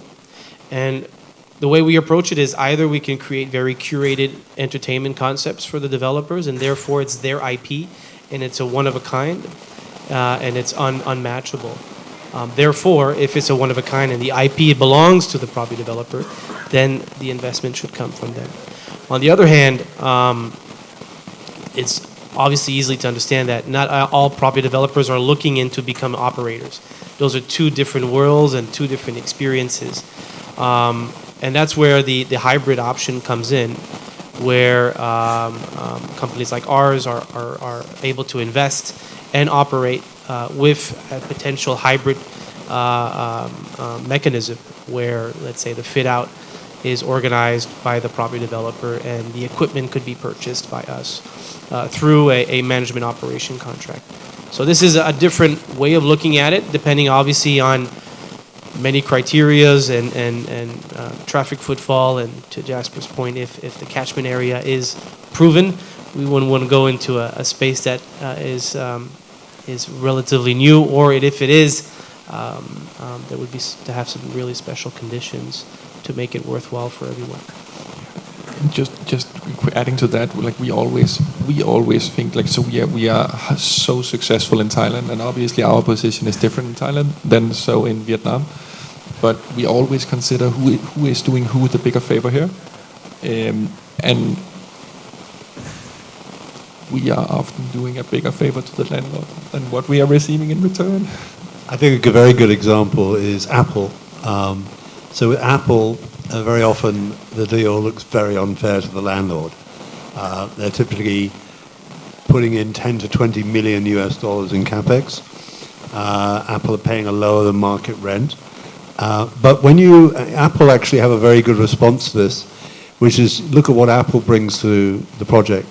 And when you break it down as to how many other, and we are an approved Apple vendor, we do this research for Apple, where when you look at how many other stores and restaurants the Apple customer visits, how long they spend at a project, and how much money they spend outside of the Apple store, over time, and usually that Apple store won't start paying real rent to the landlord for 10 years. But when you look at the outsized contribution that Apple brings, you realize that it's likely worth it. And also, Apple, this is particularly the case when a brand is unique. There is nothing really to compete with or replicate Apple. Samsung, Microsoft, Google, none of them are even close. So, very different. The halo effect it brings is like a stamp of approval for the customer. And also the negative reputational risk if you don't accept Apple's terms, ultimately. They're not unfair, but they're challenging. If you don't accept Apple's terms, the market just hears that you turned down Apple, which is not good for the rest of the leasing. That is what we experience in Thailand. Well, thanks for that. And my next question was, again, covering the disconnect between landlords and tenants. I think we've covered that quite enough this afternoon. So I'll just move on to, what is the outlook for Vietnam ultimately? And I think all of you, from your different perspective, have quite interesting insights into it. So perhaps as an operator, Jack, you could kick off, and then Kasper, and then Paul, and we'll close with the entertainment. And then after that, we'll open it to the public if there's any questions or inquiries. Jasper's looking for real estate, by the way. What is your outlook for Vietnam ultimately? Yeah, so for Vietnam, I think for me as an operator, and in terms of specific needs of F&B, I believe there is one underserved right now. Is still there is a lot of opportunity here in Vietnam, which is happening right now in some countries like Thailand, which is for Vietnam. I think for F&B, I'm gonna take, I think in the next couple of years, the healthy, sustained energy and the vitality F&B will be the key. Yeah, so I think there will be people as NAGOCHA is doing, people more and more conscious of what they're gonna bring, what they're gonna eat. So I think that is still underserved right now in the F&B market in Vietnam. So that's a great opportunity, I think, in the next couple of years. So it was no coincidence that we came to Vietnam. It was through a lot of consideration and analysis and a lot of visits to Vietnam. And what we see here is it won't be many years in Vietnam before this country surpasses Thailand. And what happens when a country, more money is injected into the country? People, they become richer. They want more quality in their lives. They want to live better. They want to increase their living standards. And then they start to ask for the things that we serve. So I'm having a very hard time seeing how we would not capitalize on that over the coming years, same as you. So we are exactly where we want to be here in Vietnam at this very moment. And I can't wait for the fruits to be ripe. What are your ambitions in terms of store? Is there numbers to it? Or? Yeah, I'm here to open. I can open at least 10 stores here. So we are not a Starbucks. We can do hundreds of stores. But I think Vietnam can sustain somewhere between 10 and 20 BARTELS shops. 10 is probably on the lower side. 20 might be on the higher side, but somewhere in between. Exciting. Paul? Yeah, I think, well, first off, for many, many years, I've been challenged by, we do a lot of work in luxury, that Hanoi particularly is very underserved in luxury, and the problem is there isn't enough suitable real estate. William, I know, is going to tackle that successfully. It's great to see Union Square, which is now quite established, very beautiful presentation, very good mix. But in the macro sense, I think we have a very large, young, well-educated, globally dialed-in customer base here. There's an energy here that is currently in few other countries in Southeast Asia. You feel the dynamism. You can always tell when there are lots and lots of cafes, a market is either saturated or on fire. And I see it more on fire than saturated. So very, very positive on Vietnam. It kind of worried me a little bit that Savills has 40% F&B customers. So does that also mean that 40% are going bankrupt? No, I don't believe so. Ultimately, it's down to real estate and terms. But I mean, just adding on to Paul's just reference there towards Hanoi. We are underserved in terms of real estate, yes. I think it goes back to the stats we were looking on to the markets earlier, where we are 0.12 square meter per population when it comes to real estate, shopping mall real estate. So as soon as this will be growing forward, I think there'll be much more volume and much more ability for operators to successfully source quality products. Hanoi has a very particular take, which is the heritage side of it. Downtown, which is already, I mean, there's no available space for luxury brands. F&B, there's still a couple of pocket space, but I wouldn't wait too long. But I think the next chapter is also towards entertainment, athleisure, sports centers. I mean, we're seeing pickleball being a big trend here. Hopefully paddle will come into it. But it's exciting time to see. But again, Hanoi, Ho Chi Minh are very two distinct cities. They don't really work the same way neither. But we'll be happy to cover this separately.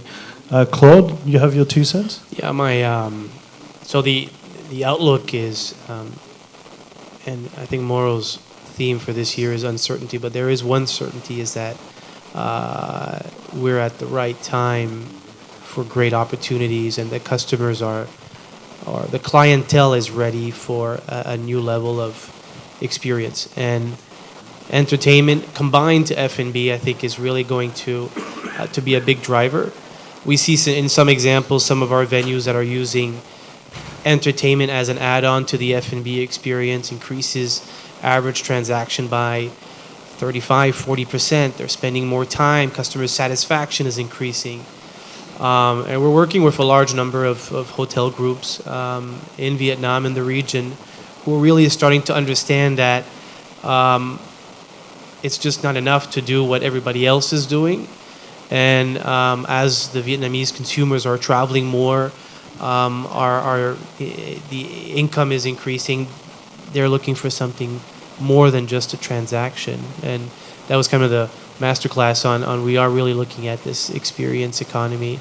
So I was in Shanghai in 2005, and it really feels like some sort of deja vu in terms of it's all happening all over again in a good way, in maybe even a more prosperous way in Vietnam. So exciting times ahead.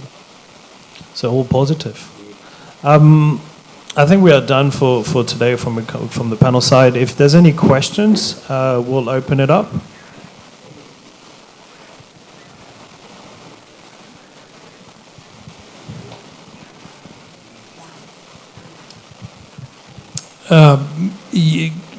Very positive, growing market. But the competition, I mean, it strikes me that in Vietnam, the competition is pretty intense. And as the Vietnamese consumer engages more, the price for value, they become a lot tougher customers in many ways. And even just going through the malls here in Ho Chi Minh City, you walk through the food courts and there's just one restaurant after another, many of them very similar. So how in that context, as you look to grow your businesses, do you look at managing your brand within a very competitive market?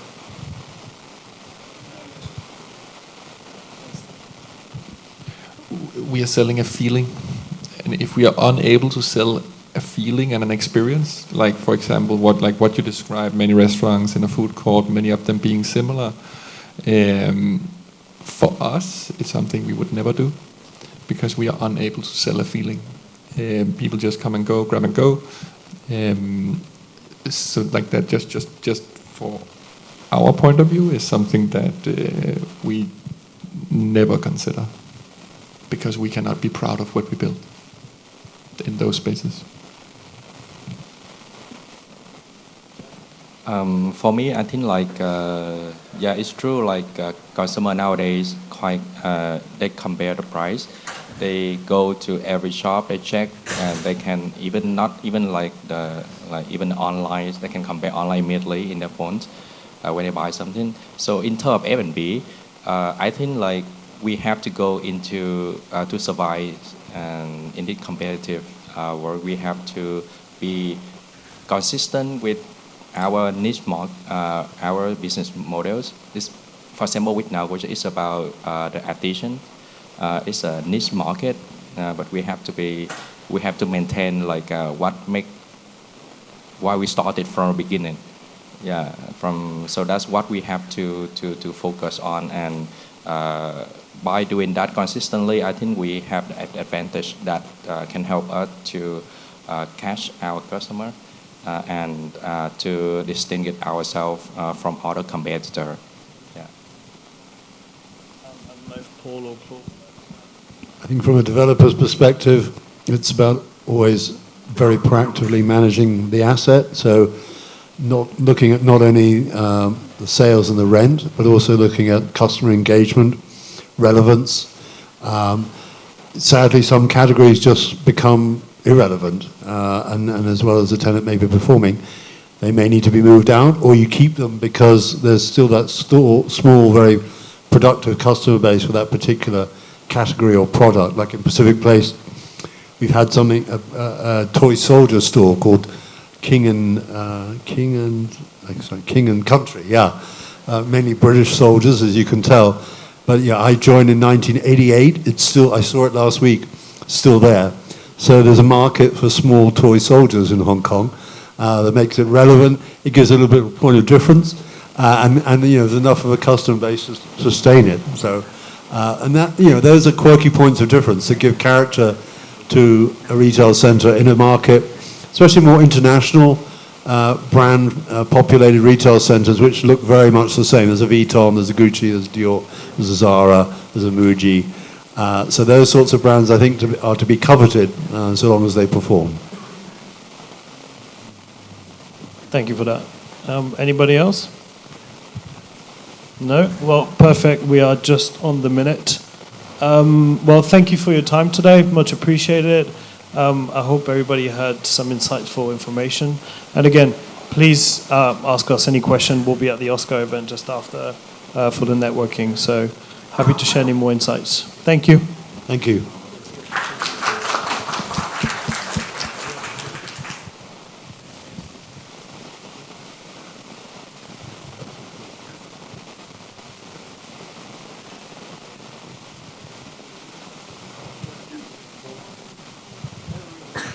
Okay, so thank you everyone for being here today. Thank you for the insights of our expert.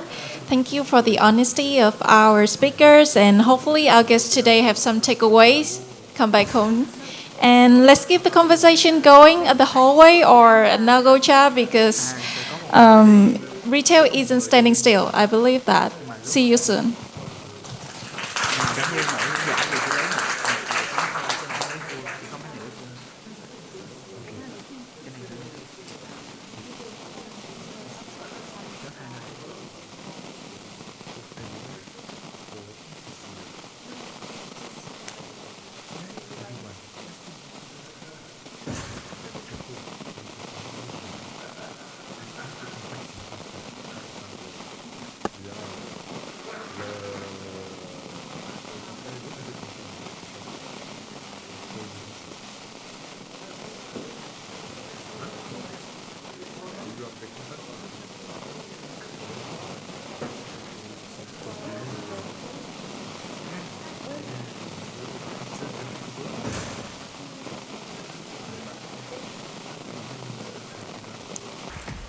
Please, this is the Hospitality and Design Masterclass. Are you going to come in? Please, we don't bite. Are you joining the Hospitality Masterclass? We are about to start.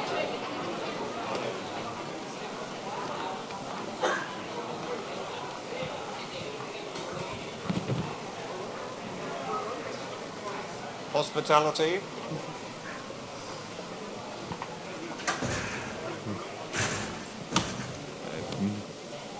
Hospitality? Yes, hospitality. Thank you. You want to...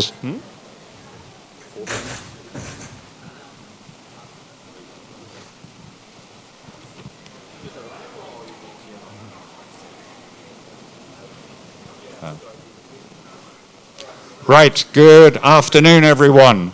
Just to confirm, we are at the Hospitality Masterclass. If you're looking for Ho Tram, you're in the wrong room. Yeah, that's next door. We look at all of Vietnam and beyond, and it's a great pleasure to welcome you. My name is James Young. I will be your host this afternoon. We have so many themes to get through. We have about 2 hours and 20 minutes between us and a drink. So forgive me if you're speaking or asking questions if I move you along. It's for the greater good, okay? So we're going to look at many different themes, and a lot of them very close to my heart. People, development of people and development of Vietnam. Design, the media, yeah. And most importantly, I hope, good news from our GM panel. And we're going to hear from a collection of panels and experts. Now, the elephant in the room, which we haven't really got time on the panel, is AI. Maybe next year, AI will have taken my job, but for now, you're stuck with me. So we're going to start with a very familiar face who always tells us exactly what is happening in the media landscape. So please, I'd like to introduce Megan Lee, Country Manager of Sission PR Network. Megan. Thank you, James. I think we'll play a little bit of the video.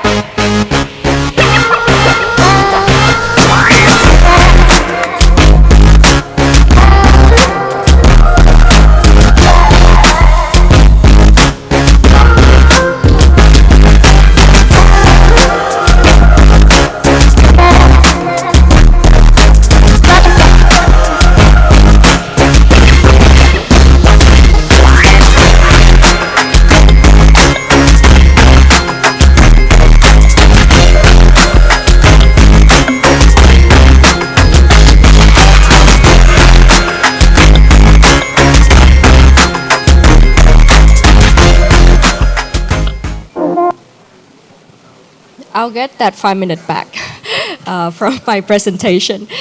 So excuse me, I have to use a script today, and if I speak too fast, it's because I have 10 minutes for the presentation. So let's get started. Thank you for joining me today. My name is Megan and I'm the country manager of PR Newswire Vietnam. Our parent company, Cision, acquired multiple companies over the years to create a full suite of solutions for marketing and comms team.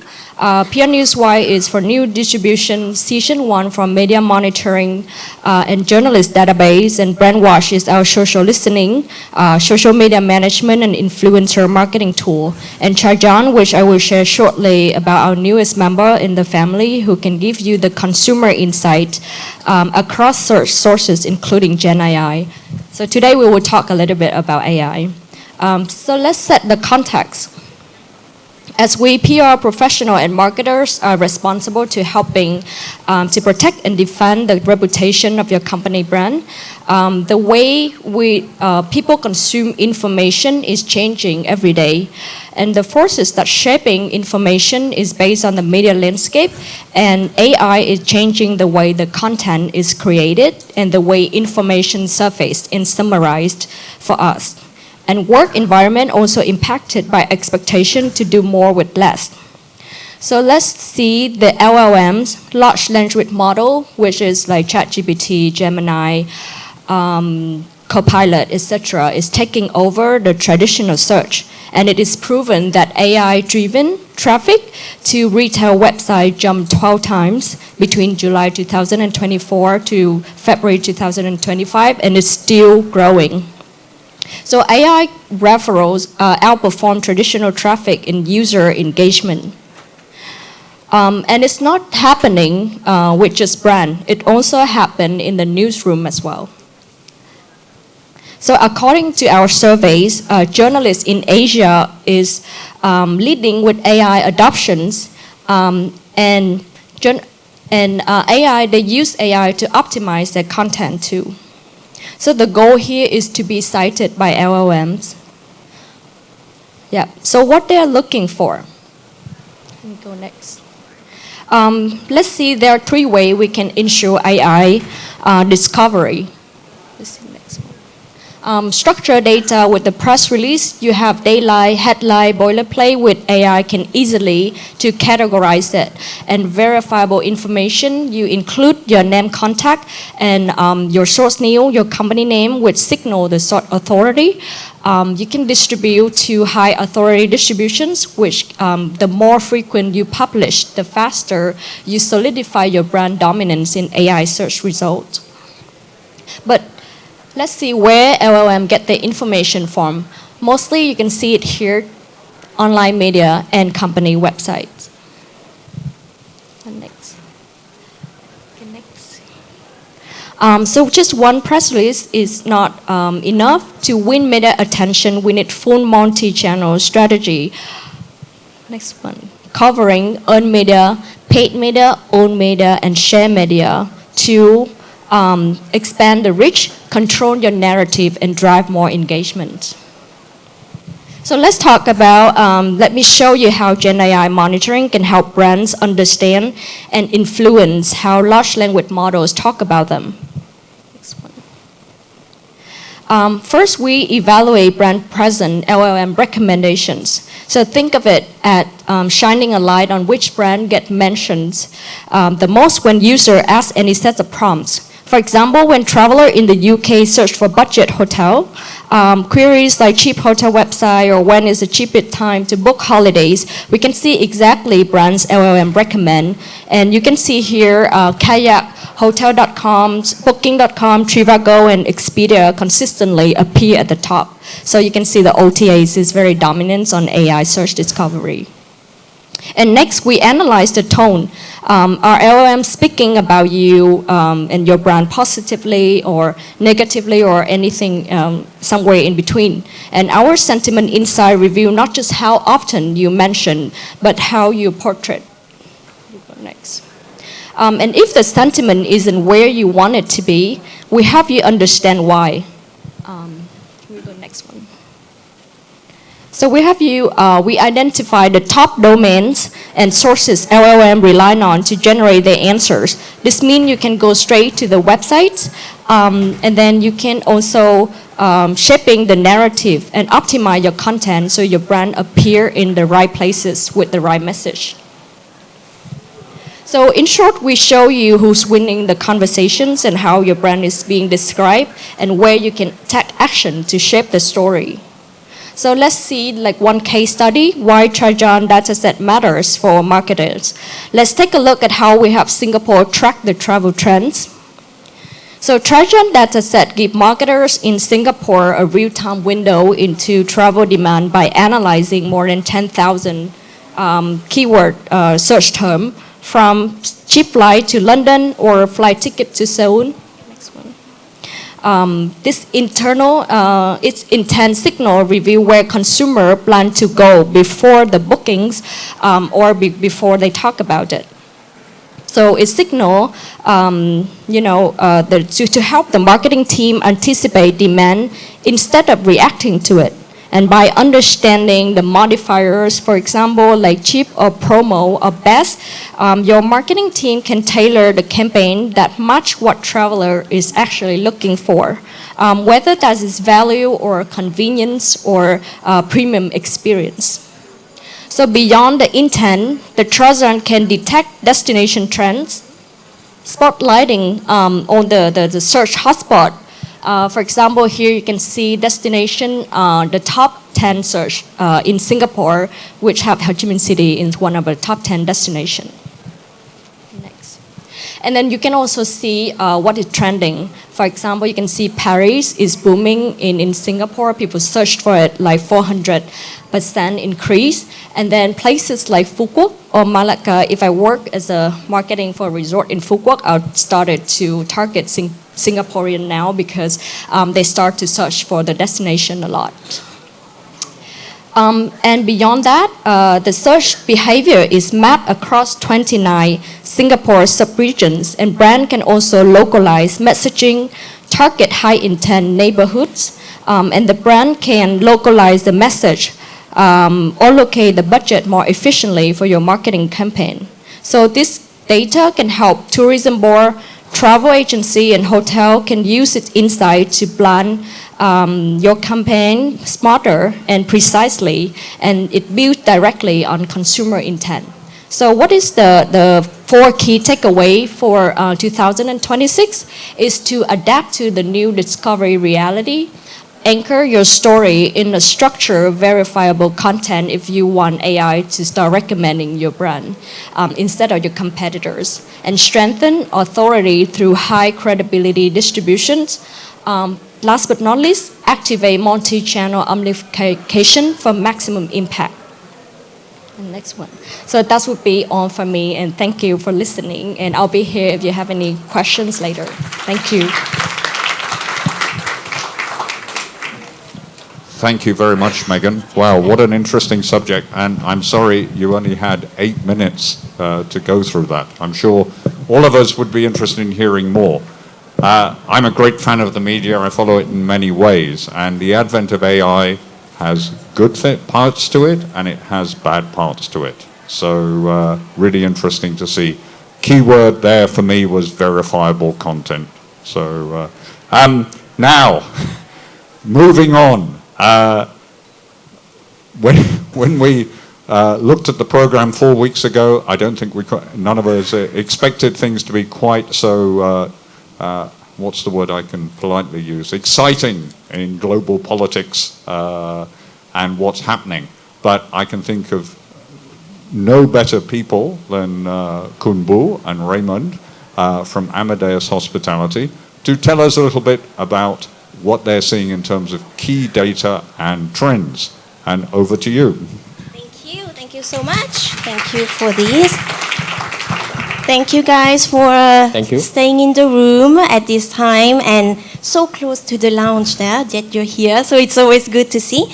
And it was good to see, to hear from Megan earlier about the search, the data and the demand. Of course, it's all about visibility, how we can get there the first, right, and grab that demand. But of course, this is why we want to understand how much demand do we have, right? And even without the recent events in the Middle East, data and demand is something that we need to keep an eye on, but especially now in the exciting times, right? So great to be here, and let's get started. Hey, Amadeus, many of you have heard we started with airlines. We still work with a lot of airlines, a lot of airports, and so this is why we're here to understand what's happening at the what we call the high level or the destination level in terms of demand, right? So before that demand comes to the hotel, it comes on flight, right? So guests have to search the destination, book the flight, and of course, we try to drive that demand in the hotel. So that's why we're here. So of course, we do also what we call the GDS, the Global Distribution System, which is the platform where the airlines get searched and booked, and this is exactly the data that we will talk about in a few seconds. Anyone here is using Amadeus or looking at flight data? Am I making sense? I see smiles, thank you. Great. And of course, this falls under what we call travel intelligence, right? So of course, this is all about hotels, but it's more about how to drive, again, that demand at the destination level to our hotel. So that's why you see a lot of reservation system, booking engine, websites. So all these areas of hotels, even operations or loyalty, use the data that comes from the market demand. Yeah, to add on to that, to what Bu has said, data for Amadeus, other than coming from the airlines, we're collecting all the data from all the international chain hotels like Hyatt, Hilton, Marriott, IHG, Shangri-La. So we connected directly to their central data warehouse to extract all the information. That's why we are able to present data to you today on the past as well as future on the book.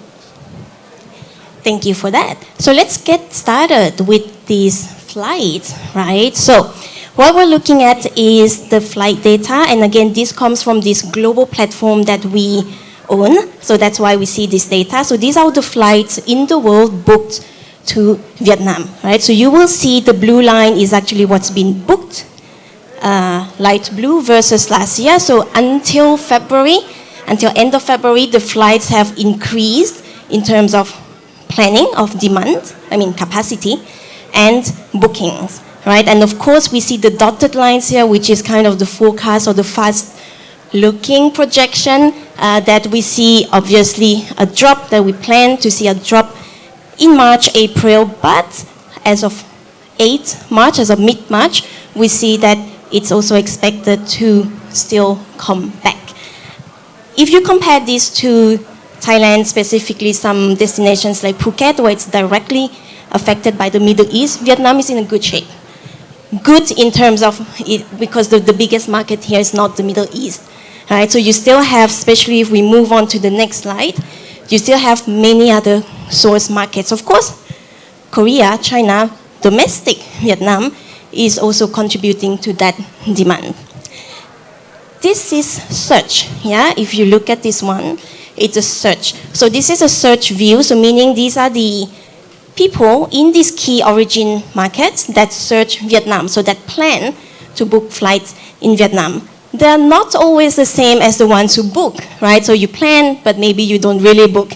The one who really book are here. So South Korea, we know, Vietnam, so domestic is strong, increasing, and US, and Taiwan, and India, especially India, because +4 rank, right? So versus the same time last year, we see more Indian travelers booking Vietnam, searching and booking. Yeah. Throughout this conference just now early on, everyone is hearing about how the Middle East has affected us, right? You can see that from this data here, we are not so much impact at this moment because, as you can see, it's pretty much the same in Vietnam and the rest of the Southeast Asia country. We have a lot of traveling within our region, rather than from the other side of the world. Yeah. Okay. And now the what can I say? The most important stuff, what everyone wants to look at, because earlier we looked at 12-month rolling until end of February. Now this is the Q1, right? So Q1, what are the key markets that have booked in Vietnam? You have it on the right, so it's a bit the same as the 12-month rolling, but we see them also in Q1. And who is still coming in the next few months, right? So this is Q2, looking at what we have on the books in terms of flight bookings to Vietnam, right? So US still coming, even though compared to same time last year, it's a bit lower. But then all the other markets are still booking for the next 3 months, right? And then you have here the change versus last year, which means that they have increased from the same time last year. So back to what Jasper was saying, don't panic. Demand is still there. I know it can change, that's why we're keeping an eye on it, but as of now, the demand is still very much potential. FYI on the lead time, so lead time is important as well because for especially hotels, right? So when we want to be visible, back to the earlier session, we want to be visible, we want to launch a campaign, we need to understand when we launch it. So the lead time is when the guests would search for the flight, right? So most of the flights in Vietnam are still searched and booked 3 months prior to the arrival. If you do the same analysis, FYI, on hotels, it's much shorter, sometimes 7 days, FYI. And the type of traveler, so this is more into the demographics, so also a lot into marketing, data marketing, personalization, so who's coming or where, and who they are, right? So the age, the gender, of course, you adapt the communication and the content to each of them, especially when we talk about loyalty, so you don't want to be communicating the same content to your guests, depending on who they are. Yeah, and also it's important to understand the different age group that are booking into your market. Why is that? So it's because of the searching behavior of the different age group are very different nowadays, right?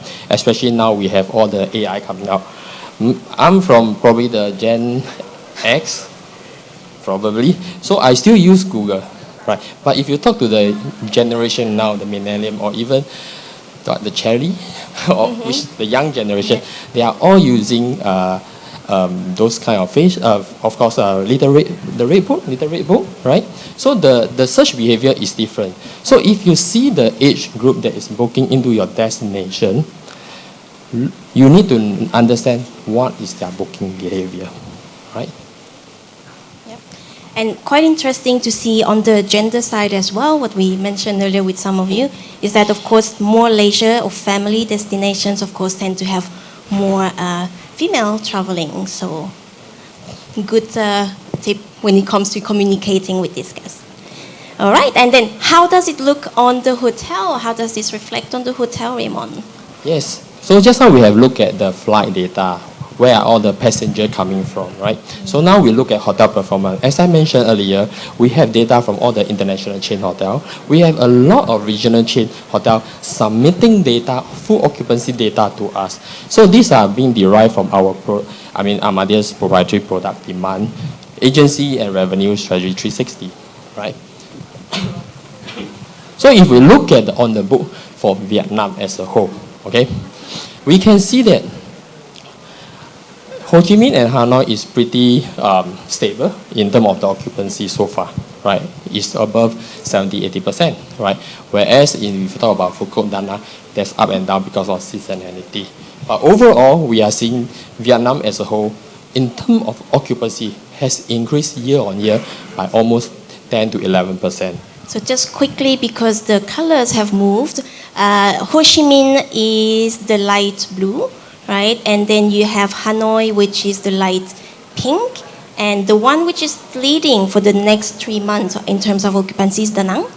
And Phu Quoc, I know we talked a lot about Phu Quoc, but as you can see, Phu Quoc has been doing really well.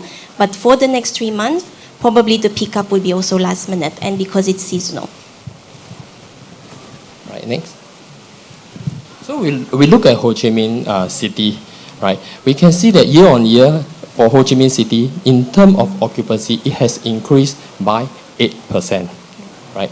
And if you look at forward booking on the book, it is still pretty in line compared to same period last year. There's no drop or dramatic increase at this moment. But one good thing is, okay, we also compare a week ago. Just now that slide, early on slide was taken about 3 weeks back. So we take this probably yesterday. Yeah, okay. We compare by a week ago. You can see that even with what have happened in the Middle East.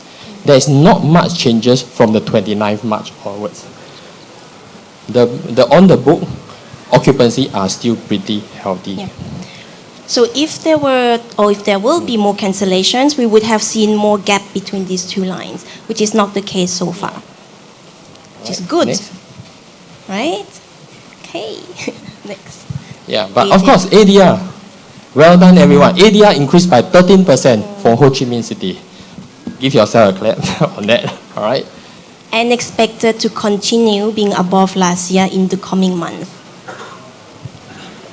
Which is good. No, thank you. Now I see a smile, which is very good. It's positive, guys.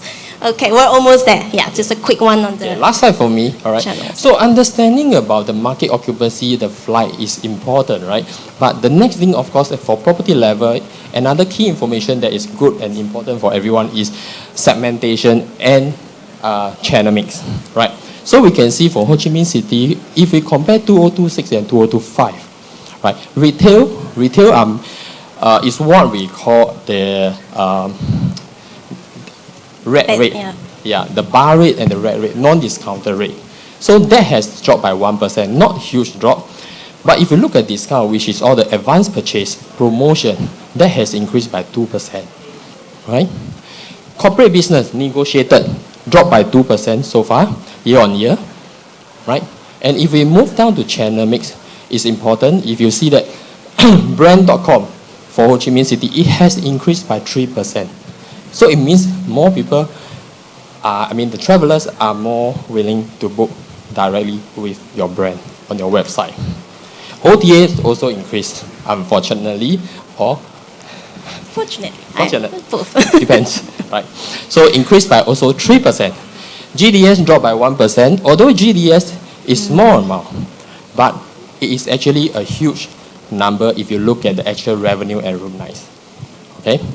And last, you look at book and hotel, which is your direct booking, emails, call-ins, it dropped by 4%. And this is good because we are trying to encourage people to go online as well, right?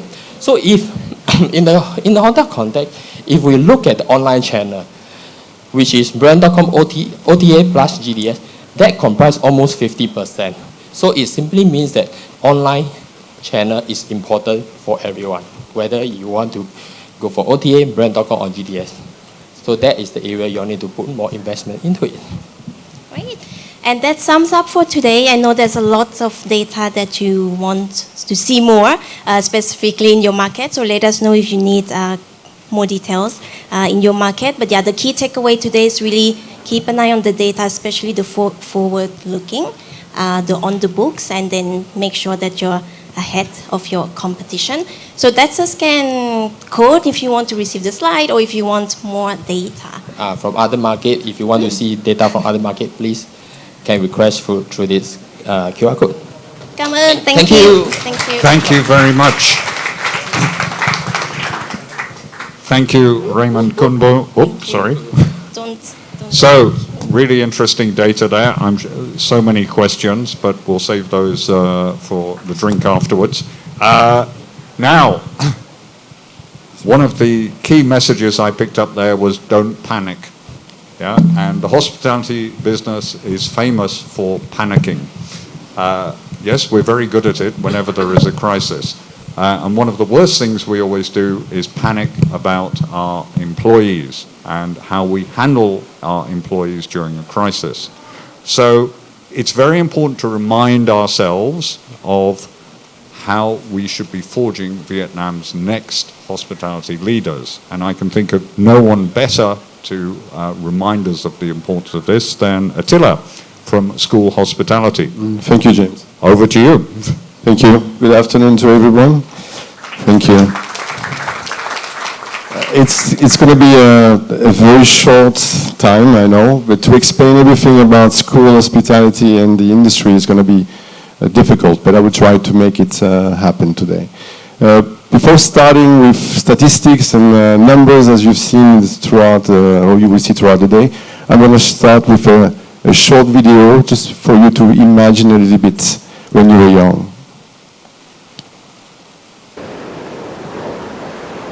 A sandcastle is fragile,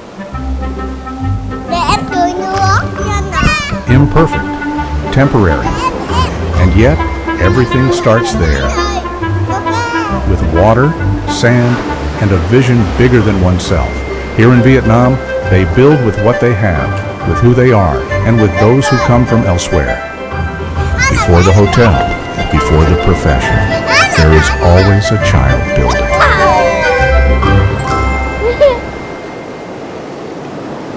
Every dream starts with a simple beginning. Actually, it's true. When you were young, you had maybe some dreams, but we try to show one of our values is that nothing happens alone. You have to build something together. Then, before starting into really going into the school hospitality, I wanted to explain a little bit the facts of Vietnam. Very, very important for you to know. There are more than 20 million in the population, the range between 15 to 29 years old. You know, 41% of the young generation, the way we say, drop out from school and drop out from university as well. But you have 73.6% of this gap that have zero technical or professional qualifications. It's quite a lot. Then we say we might maybe bring a little hope to some of them, and that's one of the reasons the mission of school is this, is to try to catch these young, I would say, future experts and leaders in our industry. In school, in a way, we noticed as well that the hospitality within the range of studies is not very high. Mostly all these graduates or young generation drives about IT's economy. But we are targeting an industry that represents now 27% of the range between 15 and 29. It's quite a big gap. Then, what is the other facts? We took some of our hotels and we took some, I would say, studies, and we realized that 70% of our employees, we have around 500 employees across Vietnam, 70% are 30 years old and below. Means what? We have a very young generation who works on the field.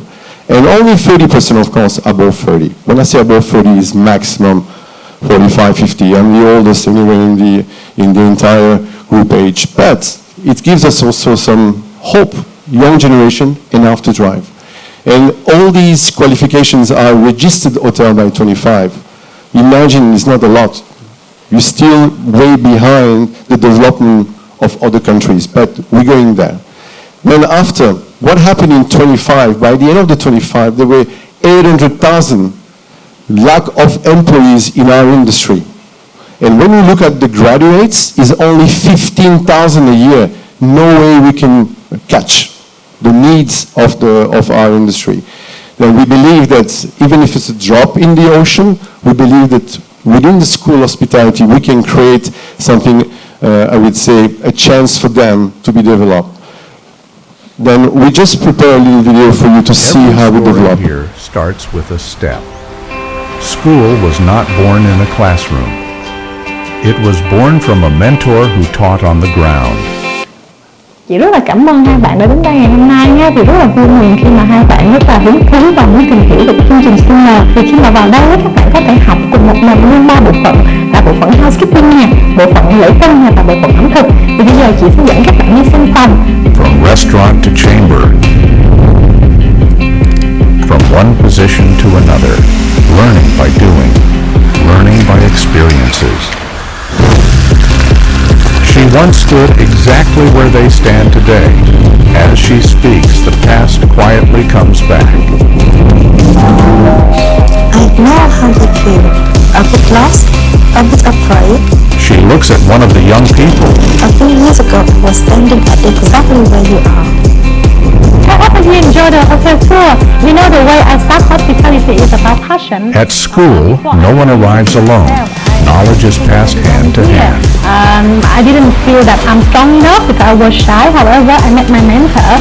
He coached me and he made me believe in myself. So now I belong to hospitality. School, where opportunity becomes a future. Okay, school is actually not a university. It's a vocational platform where we have zero tuition fee. We have a 4 to 6 month program for them to learn to a certain level, and we will guarantee them a job if they pass their 4 to 6 month program, and 80 to 90% of their work will be on the field. And of course, School Hospitality is an hotel management company, and we try to bring some hope to them, and I believe that we've done over the past couple of years already. I'm not promoting, of course, the property you've seen on the video. We have several other properties as well.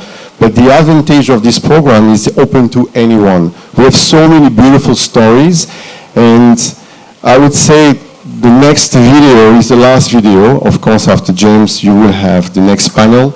But the next video is a video that very touched, because actually I was with them, and we know the gentleman. And also the video you saw at first, the kids are the kids from the employees of the hotel. Then we haven't done anything outside of the boundaries. Okay, then this is the next video, watch it, and then we will have a closing speech. Lúc tôi còn nhỏ, tôi thấy ước mơ của tôi ở trong đó.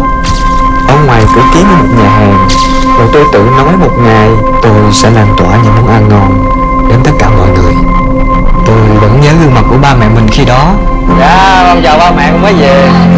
Chào mẹ, chào ba con mới về. Dạ. Lúc tôi mở cánh cửa bước vào nhà với những mùi gia vị nồng nàn. Và lần đầu tiên tôi không lo lắng họ có thích chúng hay không.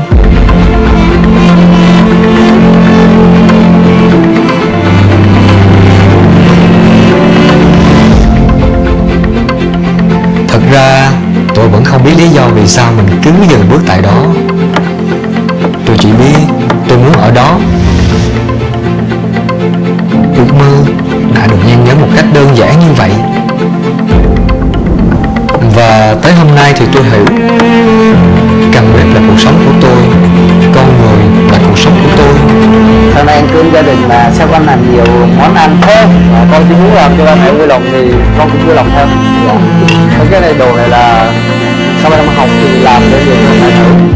Dạ. Gia đình là nơi đã nuôi dưỡng, là điểm tựa vững chãi của tôi. Và đứa trẻ ngày đó vẫn đang cất tiếng nói.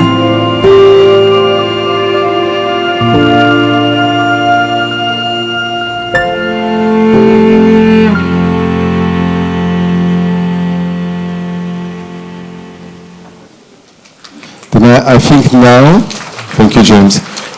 What the message trying to of course, say it to all of you is that let's give a chance to them. Let's give back passion to our industry, because after COVID, we've lost that passion in a way where we had lost so many employees in our industry. And I would like, as I said to James before, and this is going to be my life project in a way that we have to give back the passion to this young generation. Beside all these beautiful days and meetings with designs and with facts, everything, I think we should go back to the human element, which is, I think, the most important in this industry. Thank you very much. Thank you very much. Thank you very much, Attila, really from the heart, and something that's very much close to my heart. And it's great to see Ms. Yen is hiding there, but you're a real example of great growth and a great mentor as well. So, here we are. Now, I've told all the general managers on this panel, we only want to hear good news. So, no pressure, but we've got about, 45 minutes for general managers to come and tell us what's happening in the hospitality market from their point of view. And really good panel. And I'm really pleased to see a general manager amongst you who shall remain nameless, who was one of my star team 10 years ago. And great to see that she has grown into really a fabulous general manager. So please remember, hospitality is all about people. And we can talk design, AI, and all the rest of it, but if we're not looking after our people and developing them, there is no future. So, right, that's enough from me. Mario, where are you? So, I'd like to introduce Mario, General Manager of Fusion Resorts and Villas Da Nang, who is going to lead the panel as moderator. Would you like me to introduce your panel? That costs extra. First of all, Amy Na, General Manager of Hotel Indigo Saigon The City.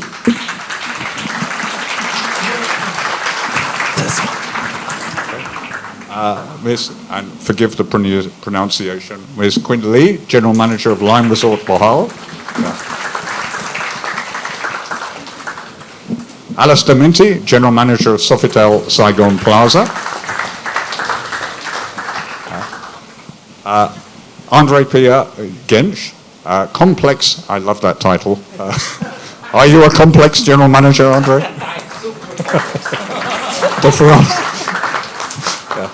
And last but not least, Louis Walters, Managing Director of Sailing Club Leisure Group. So, Mario, remember, no pressure, only good news. Thanks, Douglas. Thank you very much, mate. All right. Xin chào, everyone. Good afternoon and welcome to the hot topic, good news. With what's going on, wow, it's going to be a very interesting panel. First of all, what a start to 2026 it has been, right? From north to south, Vietnam, rising ADRs, amazing occupancies, tourism on a real boom at the moment, and then March 1st happened. Ouch. We woke up to global uncertainty, oil, aviation costs, flight cancellations. So today's discussion isn't about just sharing only good news. It's about how we as GMs navigate through these uncertain times. We've been through it before. Most of the guys here have all been through it before. So it's all about crisis management and a little bit of optimism.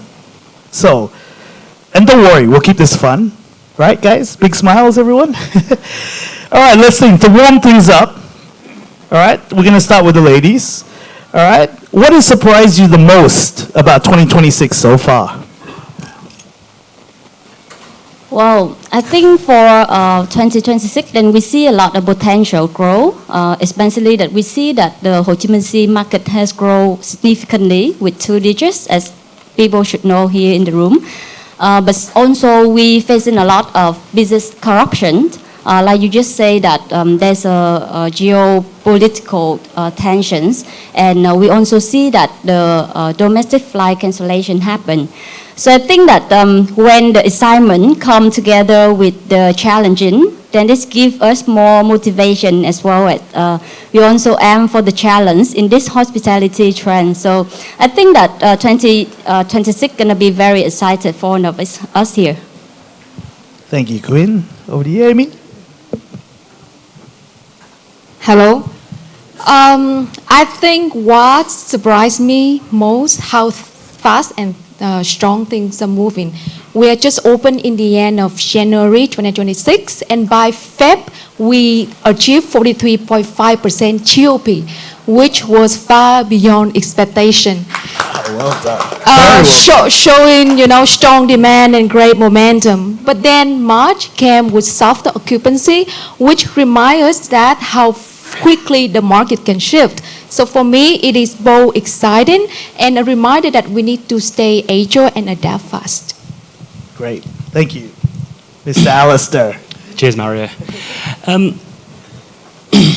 I think what surprised me most about 2026 so far, definitely a year of high expectations, but a lot of short-term notice. So, I mean, as the ladies amassed later, it's really about the short-term agility that we have to show as general managers in our role. Still, the market demand is very strong. It's still there, but maybe we have to change our strategies. We saw last year a lot of long-term demand. So, that 90 to 120-day booking windows. And now it's almost a little bit like post-COVID, where we're getting back to that shorter window booking times, where people know there's availability in the market, so there's less planning that needs to be had. So I think it will rebound again very quickly. So it's almost a game of football, 2 halves, and I think we'll come out stronger in the extra time. Great, thanks, mate. Over to you, Mr. Andre. Well, all right. I think, sorry, you can have the one that doesn't work. My daughter surprised me the most, but I don't think you want to know that. So, no, actually, I'm talking about Central Vietnam and Da Nang now. Everybody in Vietnam speaks for years now about MICE, and MICE is the future business, but in fact, beyond talk, there is not much happening. In Da Nang, we are fighting for 3 years to open up the first MICE-focused destination office. And yes, surprise, surprise, just 2 weeks ago, after 3 years running, as we say, from Pontius to Pilatus and cleaning doorknobs, Da Nang has opened DECA, which is the first MICE-focused destination management under the Da Nang Tourism Association, with a dedicated team bringing together all suppliers, all venues as a one-stop shop for international travelers. It surprised me that we finally got it done, and I think it's time for the rest of Vietnam to follow suit. Wow, exciting news, especially since we're from the region. Great. For us, it's been the sheer whiplash of it all, right? So, end of 2025, especially down in Phuoc Hoc, we finally saw the potential that the destination has sort of throughout the estate. So we work very closely with BIM Group, so sort of over region, the Intercontinental, everything that BIM is doing on the island. We went over to Sunworld and the water park. We took the family there to see, you know, what they're sort of doing. And the sheer volumes of people, and looking at the airport, the expansion of the new airport, and then literally 60 days later, you know, you're like, oh, is this really happening? So to us, it's a stark reminder of how connected the world is, how everywhere anything can affect demand at any time. So yeah, that's our biggest surprise, is just how quickly things happen. Fantastic. Thanks, Lewis. Over to Queen now. We're just going to take it a little bit off track here a little bit to understand some new markets, actually. So after successfully opening up the flagship Red in Da Nang, and then now the Radisson Collection in Bohol, Philippines, taking on your first new GM title, super congratulations. Very proud moment for Vietnamese female leaders going international. We'd love to know, what was the biggest difference between the two resort markets in Vietnam and Philippines? Thank you, Mario. It's a great question, but one thing I would like to correct first. Lam Resort Bohol is a member of Radisson Individual, not Radisson Collection. Radisson Collection will come to Bali 2027, so in case anyone looking for a job as a GM, then you start to look right now, because yes, we are looking for a GM this year. So having opened both Radisson Red Da Nang and now Lam Resort Bohol, Philippines, I would say the biggest difference comes down to market demand and market maturity and demand structure. In Da Nang, we are in a more mature and competitive market, strong international demand, clear seasonality, and very rate driven. The challenge there is the differentiation and maintaining ADR in the crowded space. But the opportunity is scale. Once you position well, you can drive consistent volume. Why in Bohol? It's different. Bohol the market is still developing. Yeah, and with heavy reliance on domestic and very limited international connectivity. So the challenge is awareness. A lot of people, I don't think that people here heard about Bohol, right? So many people do not fully understand the destination or our positioning, but it's also the great opportunity, because we don't just operate in the hotel, we are helping shape the destination experience.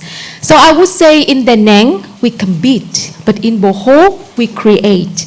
Wow. And in today's environment with all of uncertainties, the opportunity being able to do both between two mindsets is advantage for us at GM. Fabulous. Thank you very much, Doug. Over to Amy. Wow, Indigo just celebrated its first year birthday. I remember this hotel from my office before, just down the road, opposite your neighbor there, looking at growing up. Oh. So the new kid on the block, how has it evolved in the Saigon market? And how have you taken market share?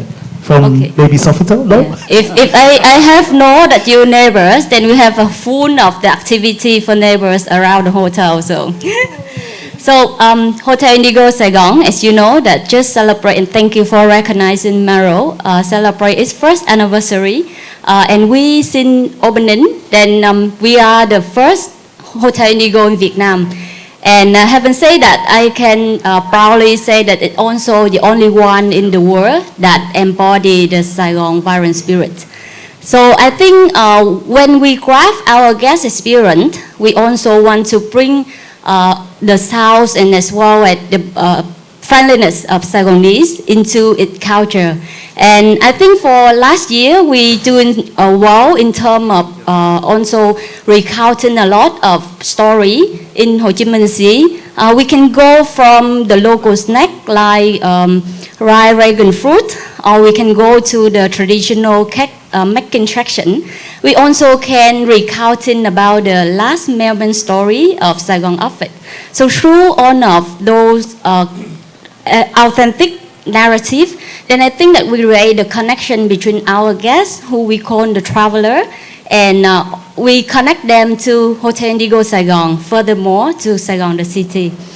I must say that I'm really excited to be part of the hospitality landscape because embracing our cultural roots as Vietnamese, while embracing the new ideas, we think that we can contribute to Saigon evolving identity as a global destination. Thank you, Amy. And now over to a legacy property here in Saigon, one of my favorites, being my past hotel as well.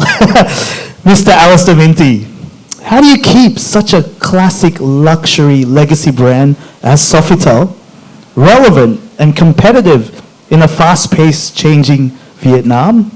We hear rumors of renovations maybe, or what's your thoughts on the future? I mean, the market is not so saturated as Mauro showed us, so, and Sofitel has a great run. Over to you, mate. Yeah, cheers, Mario.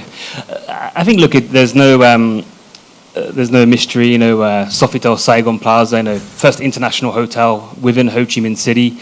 We're clearly a heritage hotel, and the market is changing that comes into Ho Chi Minh City. Certainly we see a lot of Gen Z that come into the market. They may not necessarily be so excited about heritage or tradition. And again, it's no mystery, they're looking for experiences. So what we really tried to elevate last year is those different experiences within the property.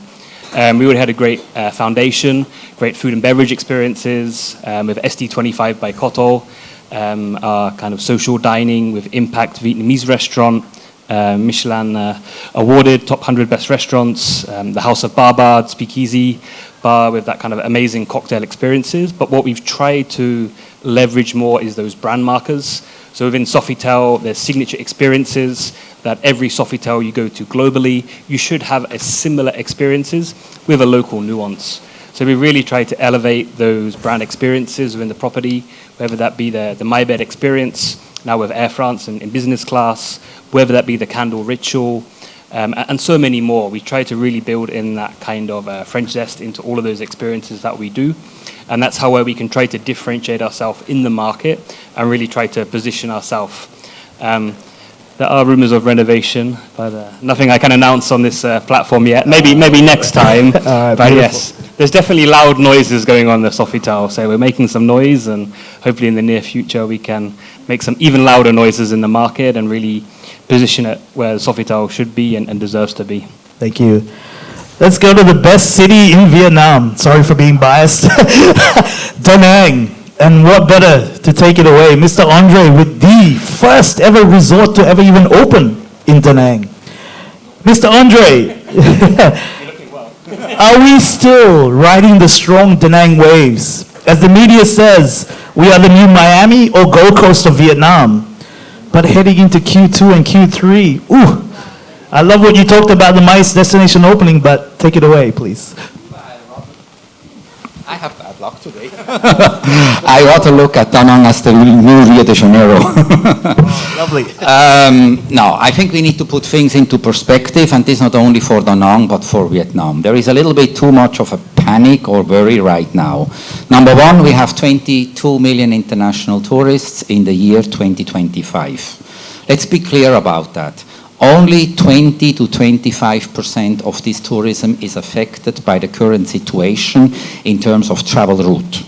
Our market in Vietnam is China, Japan, Korea, Australia, and the likes. We're not talking about petrol prices now. We're just talking about the flight route. It's 22 million. Number two, and that's what we're all forgetting, how many domestic tourists did Vietnam have in 25?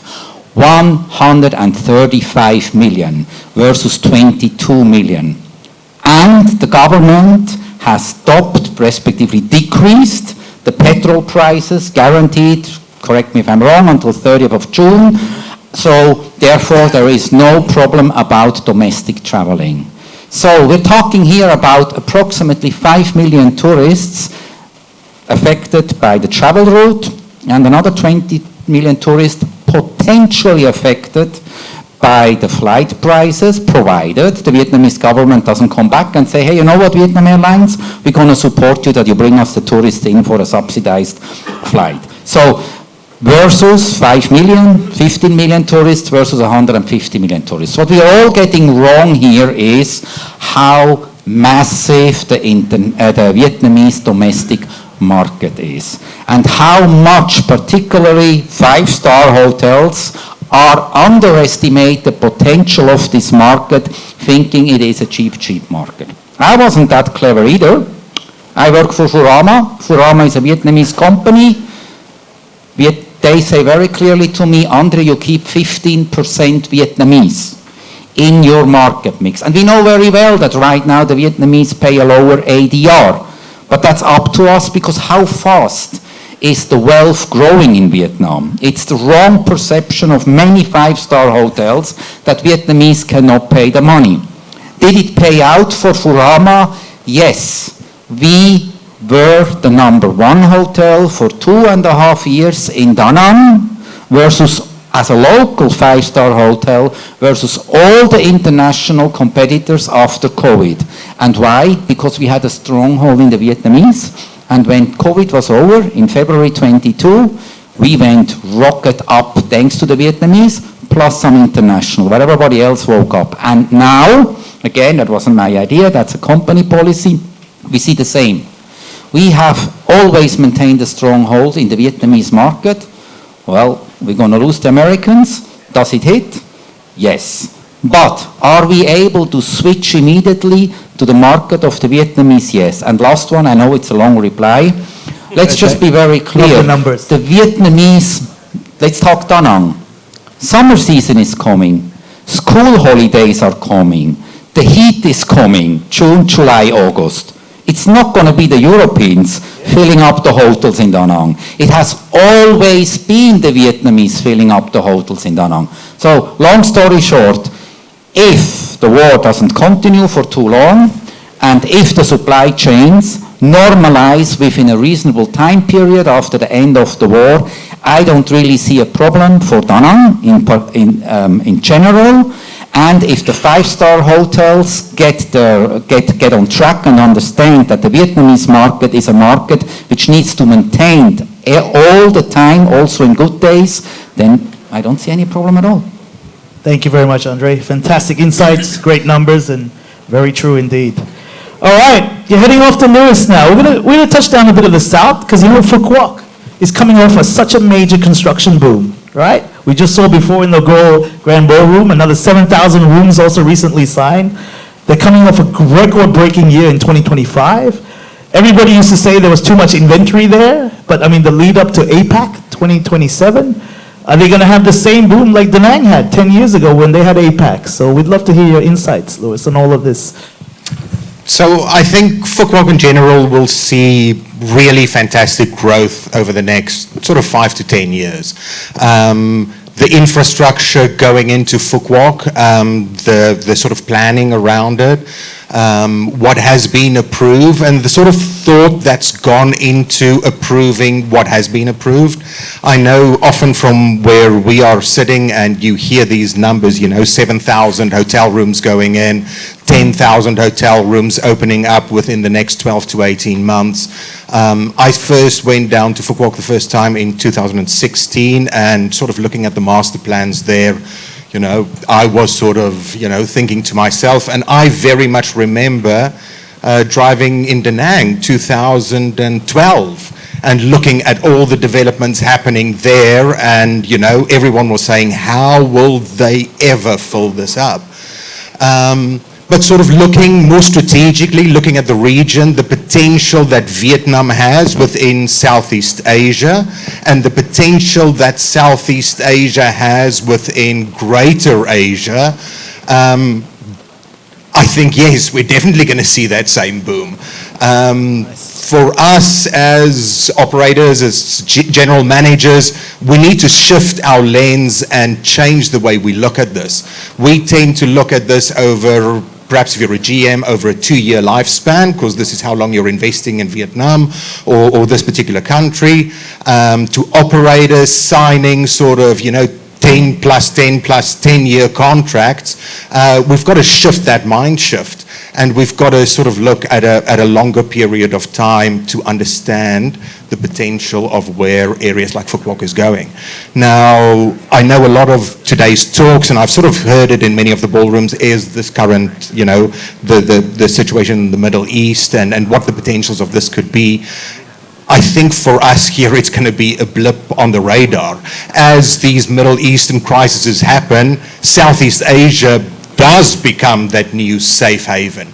This is a place where your money, your investment, your whatever can grow, and grow at tremendous rates. As operators, this is where we've got to become more strategical. Again, throughout all the talks today, I've heard a lot about ADR, occupancy, sort of top line. But the focus needs to shift to GOP, flow-throughs, drop-throughs, and how do we stay profitable? How do we stay relevant? And how, when we've got a good year like 2025, I mean, we are doing everything we can to protect that bottom line. And then when uncertainty comes, like we're in at the moment, right? It could be 2 months, it could be 6 months, it could be a year, right? For any of you that was in Vietnam during the times of COVID, you just didn't know how long it was going to happen, when the doors were going to close, when all of this. So again, bringing it back to our margins, our GOPs, our drop-throughs, our flow-throughs, making sure we're doing everything we can when we can to absolutely protect the asset. Yeah. Fabulous. Thanks, Louis. Look, it's great, everything you're sharing, all of you guys, what you're sharing, all the good news and everything, but like, as GMs, we're sometimes guilty of only sharing good news, as we do, because we need to please our owners and stakeholders and everybody else. But let's really get down to some dirty truths now, I guess, or hard truths. We've just seen Vietnam Airlines, Vietjet, and most of the 3 big national airlines already starting to reschedule and cut back on domestic airfares. The question still comes, enough jet fuel arrive in the next 3 to 4 weeks? Are we really that confident, or are we still living off the Q1 great strength? We see other regions, other tier 1 cities already starting to go into low occupancy. So let's bring it home to Vietnam, especially first with the flight cancellations starting from tomorrow, April 1st, I believe. Schedules are going to be cut down quite heavily. I know in Da Nang, no hotelier can say that they've been losing a few room nights. It's not much, yes, it's a blip, but what's going to happen 1, 2, 3 months down the road? I'll leave anybody else who wants to, this is open to anyone who wants to take it up first. First, I hope my flight will not cancel tomorrow because I need to fly back to Philippines tomorrow very early, 7 a.m. So honestly, yes. I think as general manager, we naturally want to stay positive, especially with strong growth and great performance. But if we only share good news, we risk reacting too late when things change. What you just say, the reason new regarding to flight deductions, absolutely a reminder that we need how quickly the market can shift. So for me, it is about being being balanced, stay optimistic, but also realistic, right? Because in our role, we don't just celebrate good results. We also anticipate risk and act early. Thank you very much. Okay. Oh, really? Okay, yes. You're so smart. So let me be the devil here. Mario, that was the wrong question. I see investors here, I see general managers here, I see operators here. What did we do wrong during COVID?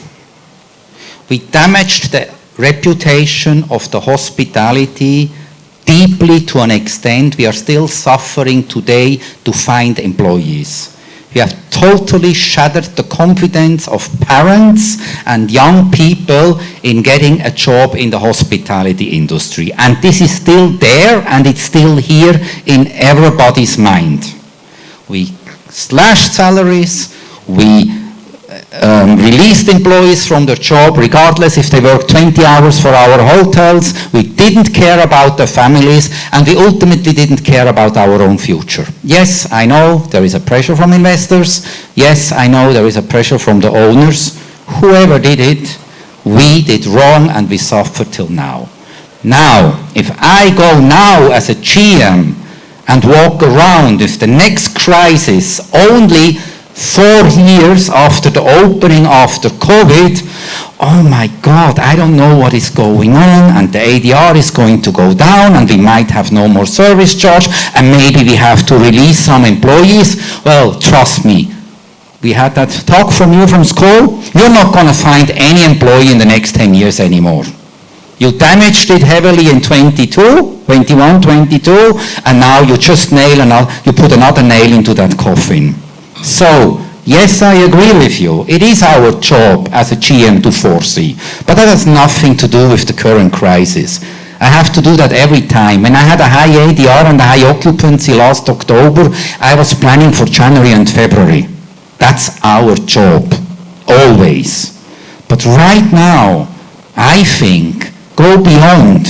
Think about how you are actually influencing the reputation of our industry and how young people think about us, how you react now, how you talk about now. Oh, I don't know, my hotel, my occupancy, everything is insecure, and the jobs. Thank you very much. You're gonna bury the whole hotel industry's future. So my question to all of you, do your job silently. Analyze what needs to be done, get ready for the bad days, cut down on costs where you need to cut down on costs, but for God's sake, don't go to the public and say, oh, you know, a few bombs dropped in Iran and now all goes haywire in Vietnam. It's not going to work like that. Thank you. Thank you for the optimism. Fantastic, Andre. Really well said. We agree. But anyone else like to share some light on some real truths? Because not all of us have such great stakeholders or deep pockets. And I'm sure if you're a business owner or anybody, yes, you want to manage all. What Andre said is absolutely right. But there comes a choking point, right? Yeah, look, I think I'm going to piggyback a little bit of what Andre said. I mean, out of all of this, the most important people are the staff, right? They're the people who fear the most what is going on around us, right? There's a lot of media pressure. They see flights cancelling. They can see occupancy dropping a little bit. Not a lot, but a little bit. So they get worried, right? And that's natural. They see the petrol increasing at the pumps, and there is that general worry, right? But one of the most amazing things about the Vietnamese is their resilience, right? So there's not a deep concern, but you can feel it. There's an underbelly, a little bit of a simmering. So actually at the hotel recently, we decided to assign an extra 3 million service charge per employee, just to say, look, you guys don't need to worry. Things are going to be okay. And I wasn't here during COVID, I was in Japan, but it was a long time here for sure. And I think we'll come out of it stronger. And I think the underlying summary is don't panic, right? If you panic too quickly, you destroy years and years of work in a heartbeat, right? It's easy to drop rates, it's easy to give flash discounts. Any Tom, Dick or Harry can do it, but I think keep brave and the team will be there. And hopefully this is quite short term, but all depends on one man. They only want to share good news, I'm sorry. We're not going to hear any hard truths. So, well done, go on. There's definitely a bit of concern. There is nervousness around this, right? When they're talking about all of this boils down to one person, it does boil down to one person, and I think we all know enough about that one person and his reputation to not be confident one way or another. If I look at places like Phuc Loc, we live and die by either air freight or shipments coming in. We're on an island. Without air freight, without shipments coming in, we've got no guests on the island, we've got no produce on the island, we've got nothing. So back to the original question, are we overconfident, over-optimistic? I think as hoteliers, as operators, I think yes, we absolutely are. Do we look at the hard truths? I think we factor the hard truths in, and I think we try as best we can to make an educated decision around this. I think we all learned, I think everyone here did learn from COVID, something we thought was absolutely impossible. All travel in the world completely stopping for a period of time actually happened. Right? And if you're sitting here today and you're saying the Middle East crisis is nothing to be concerned about, I mean, logic dictates it shouldn't last forever, but we lived through a COVID where something we all said was absolutely impossible did become possible, and we all lived through that reality. So yes, I think it's just something that's got to be there, something that's got to be factored in, something that's got to be taken seriously, right? But to Andre's point, it's not all doom and gloom yet, because this has not yet happened. And to what I was alluding to earlier is there is still travel right now, right? And perhaps our markets have shifted. Perhaps we're looking elsewhere for where sort of our revenues and our occupancies are coming from. And while we can, as operators, as hoteliers, we need to do the best that we can. Because should the tide turn and things look less positive 6 months from now, we need to build those reserves up. So we can take care of the staff, we can take care of the team, we can fix the mistakes that we all made during COVID. Interesting. All right, let's get some targeted questions. All right. To Amy, no, easy one, don't worry. Since you're all in a positive mood and everything, and well, we're not going to see the chain knock-on effects like our other neighbors are having, let's say in the Middle East or even South Asia or even Europe. We actually haven't had that chain-on effect as yet. So going into Saigon, big question. You're going to keep holding rate? You're going to keep holding that high ADR? Because Saigon has had such a fabulous ADR in Q1. Please do share. You just keep your ear a bit, okay? When we talk about Ho Chi Minh City, I only care about Alistair now. Just joking, but then I think for the question that you asked, and we have to look at into a bigger picture, I have read this morning about the FDI in Ho Chi Minh City. It actually achieved 200% versus last year, and the investment and inflow capital was there. It's already reached to $2.9 billion. So I think that the positive trend of the investment can give a kind of confidence. Even that we see, we also need to watch out and vigilant about all of the unforeseen circumstances. But then we know that there's benefit for all of the industry, and especially for hospitality. When we see the investment flowing, and for us, then I think we stay adaptability and flexible with our rate based on the market segment. So you need to understand very well about your own market segment to give the specific and as well as suitable promotion to that segmentation. You also can leverage your collaboration with the local corporate and also travel agents. Of course, now we're talking about OTA, of course. Then you give the customer the reason and as well as see that you're worthy when your rate fluctuate. They will try to book you instead of giving the rely on increasing or decreasing your rate. So I guess that it's going to be that you keep close eye on reality, but also prepare for the pessimistic case happen. Thank you, Amy. All right, we have 5 minutes left, so we're going to just go along from there from Queen, then Alistair and Andre. Just share your final thoughts. I mean, look, I've got a whole bunch of questions to throw it out, so, say what you'd like to share about being true and being real about what's going to happen, I guess, in the next 60 to 90 days, really, is something that we should all look at. Because what's the deadline that the famous guy has set? Is the 6th of April, right? 6th of April, so yeah, go on, Quinn. One of the strategy we start focusing on is short-term demand capture and flexibility.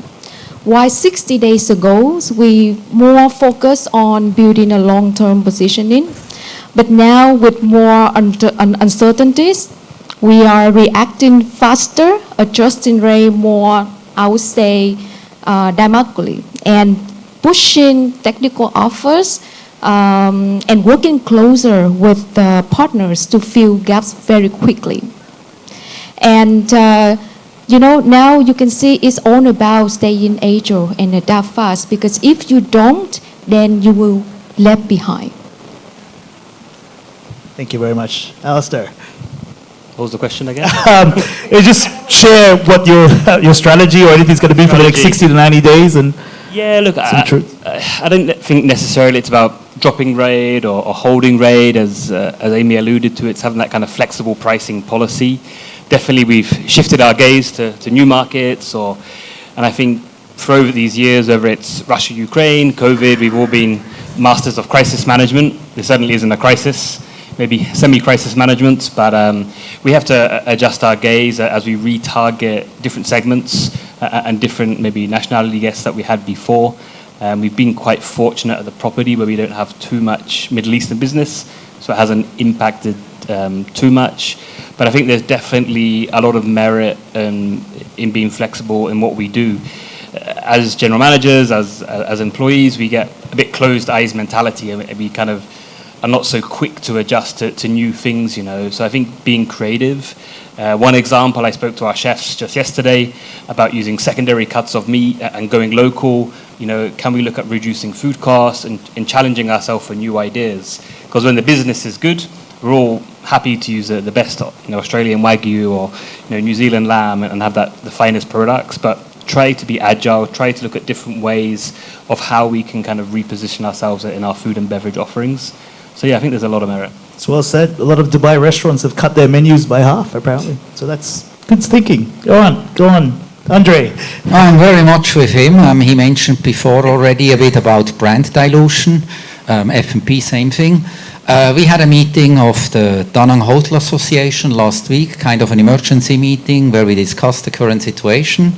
And we basically came to the conclusion, we said, we give it 3 months. As of now, we assume after 3 months, the storm is over. For these 3 months, we are not going to go into price wars. We are going to have some dynamic pricings, but there is no discount in Da Nang. We are not going to dilute the brand of Da Nang for 3 months, and we are not going to dilute the brand of the hotels, mainly local hotels, in Da Nang. We want to keep that up because we all know dropping the rates is easy, going back is very difficult. F&B wise, absolutely agree. We also did discuss this. If you have a problem because your meat is increasing by 20 to 25%, well, I think your customers are okay if you say, you know what, my Italian restaurant usually has 50 menu items. We cut it down to 30 menu items because then we have less waste and we don't need to increase all the prices temporarily by 20%. So there are ways to weather the storm without tarnishing the brand of the destination or the hotel. Well said. Louis. I'm not going to repeat this. We're doing a little bit of what everyone here is doing. I'm very lucky to be working with a strong revenue management team and a very strong sales and marketing team. So as long as we're sort of giving them the tools to do what they need to do, I mean, they'll make the minor adjustments and they'll weather the storm and they'll point us in the right direction. Just something to add that hasn't been mentioned here that we're doing and very much looking at is to be understanding, right? As nervous as we are as operators, as GMs, so too are anyone booking a holiday at the moment, right? If you're looking at 6 months from now and you want to go to Phuc Quoc, you want to go to Nha Trang, Da Nang, wherever it is, from no matter where you are coming, you are nervous. You're also watching the news, you're also seeing what's going on. So it is to be absolutely flexible with our guests, with our bookings that are coming in, you know, offering what we need to so these guys feel comfortable in making the booking with us, and also at the same time working with our OTA partners, working with our travel agent partners, giving them that same sort of guarantee back, that they don't need to be nervous. If things drastically change, you know, we'll move the booking, we'll refund the booking, we'll do whatever is needed. And, you know, we'll see you when times look better and we can travel again. Thanks, Louis. Speaking of travel again, look, if you're feeling burnt out, you're feeling nervous and you need some great wellness, just come on over to Fusion Resort and Villas Da Nang. We have the best wellness center in the whole of Vietnam. But come on, guys, a big round of applause for all our panelists here. Thank you and have a great afternoon. Thank you very much, and please a big round of applause for Mario. Great moderation and questions as well. Thank you. And some really interesting points there. The emerging middle class in Vietnam, absolutely. Remember, focus on the domestic market. An investor who's sitting in this room reminded me of one of the key strengths of Vietnam, stability. And that's something we should not forget in these times. Can I just remind you, I teach at university and I always tell my students, every student who comes into my lecture has left alive. So if you're standing at the back, please come and sit at the front. There's plenty of space at the front. You're not going to die, I promise you. Yep. Thank you. And there's some lovely company up at the front as well. Norbert, thank you. Please, sit down, please. Thank you. Right. Sorry, I'm the only person standing between all of you and a drink, so I'm trying to keep everything on track. Please. I read on Skift this morning that Marriott have applied for new trademarks in various countries for a new brand. What that new brand may be, heaven only knows. But there's speculation, it may be urban resorts. Now, urban resorts are a very new concept, but there is one company that is doing them really well. And it's a great pleasure to introduce Andreas Zimmermann from the PULI group, who will tell us all about it. But at first, Andreas, I think we have a lovely video to watch. Yeah. Could we have a little bit of quiet at the back, please? I'll be testing you later.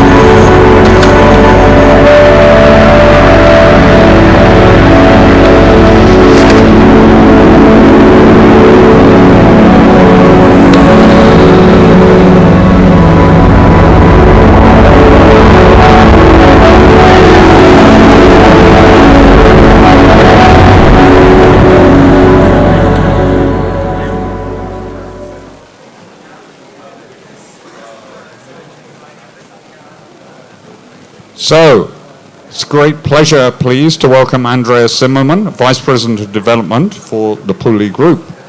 There we are. Oh, is that you? Andreas, please, great pleasure to have you here, and off you go.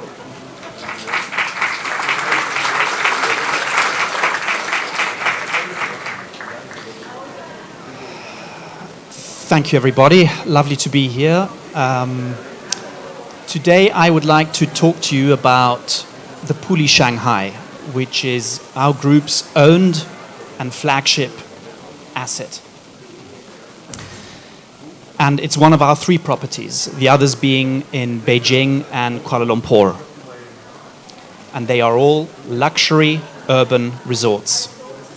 And I want to tell you what we have learned from it, how it's distinct to other boutique brands in the market, and how we've been able to maintain its position in the market over 15 years. In luxury, value is not created by adding more. It comes from getting a few things exactly right. You see many well-designed hotels, but design on its own doesn't really create value. What really drives rate and pricing at the top end of the market is the overall experience around it. How consistent it is, how controlled it is, and whether it feels distinct or easily replaceable. The strongest luxury hotels are not the ones that have the most features. They're the ones where everything works together and the experience is clear and intentional. Precision of experience drives that value. So what is the problem? A lot of luxury hotels today feel very similar. Too much noise, too many things, too much design. You walk into the hotel, it may look and feel impressive at first, but after a short time, the memory fades. And if the guest doesn't associate a distinct experience with the property, it's very hard to maintain pricing at the very top of the luxury segment.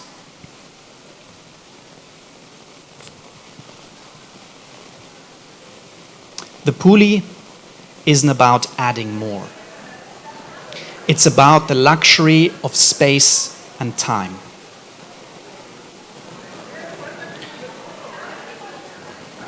I'll look at you.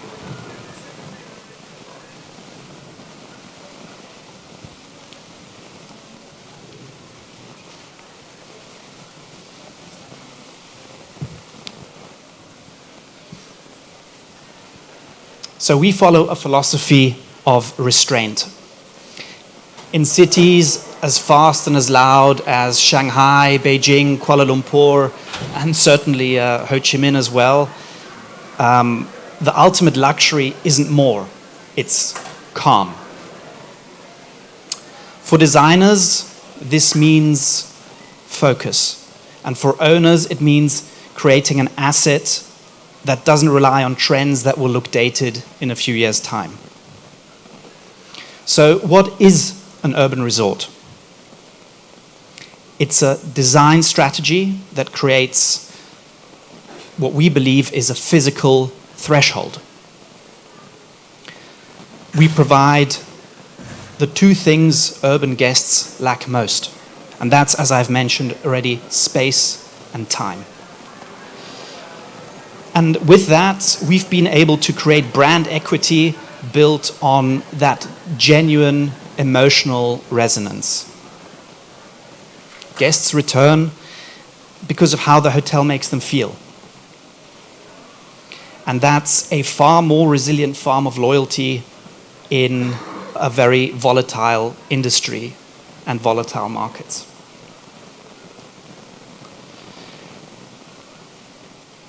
The PULI Shanghai opened in 2009. But still today, it performs at the very top of the luxury boutique market. And we've been successful by building brand equity through reputation and also that product relevance over more than 15 years. And to us, it proves that a project built with integrity isn't just a boutique idea, but it's a profitable, enduring commercial model.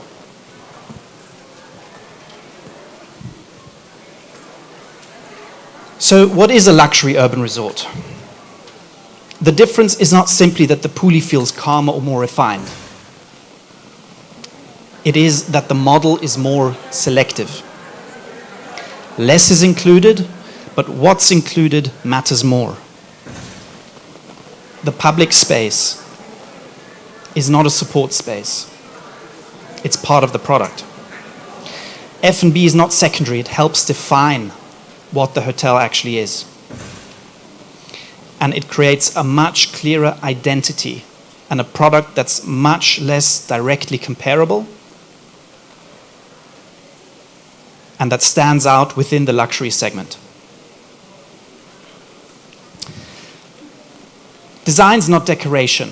It's about how you move through the space, arrival, transition, light, materials. And that emotional impact is what creates a lasting impression. The public space is really the heart of the hotels. It's not just a lobby or an outlet, but a place where people stay, meet, work, and that's activated throughout the day. And this, if you know any of our hotels, creates an ongoing energy when you step into it, and it makes the hotel feel alive throughout the day.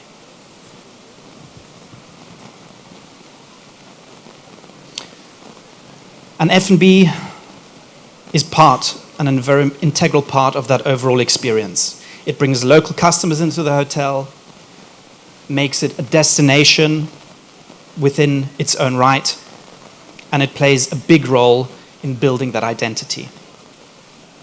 The restaurants, and all of our restaurants, aren't hotel outlets, they are destinations. And service at the same time is not about being visible. It's about understanding the guest quietly, intuitively, and consistently. They should feel taken care of without seeing the effort behind it. And so, for owners, the key question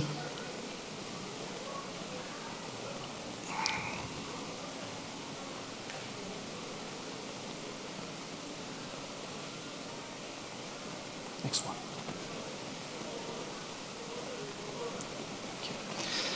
So for owners, the key question is not just performance. It's whether the asset is directly comparable to others in the market. Because once it is, pricing becomes constrained. The PULI is different in that space. It's not easily comparable.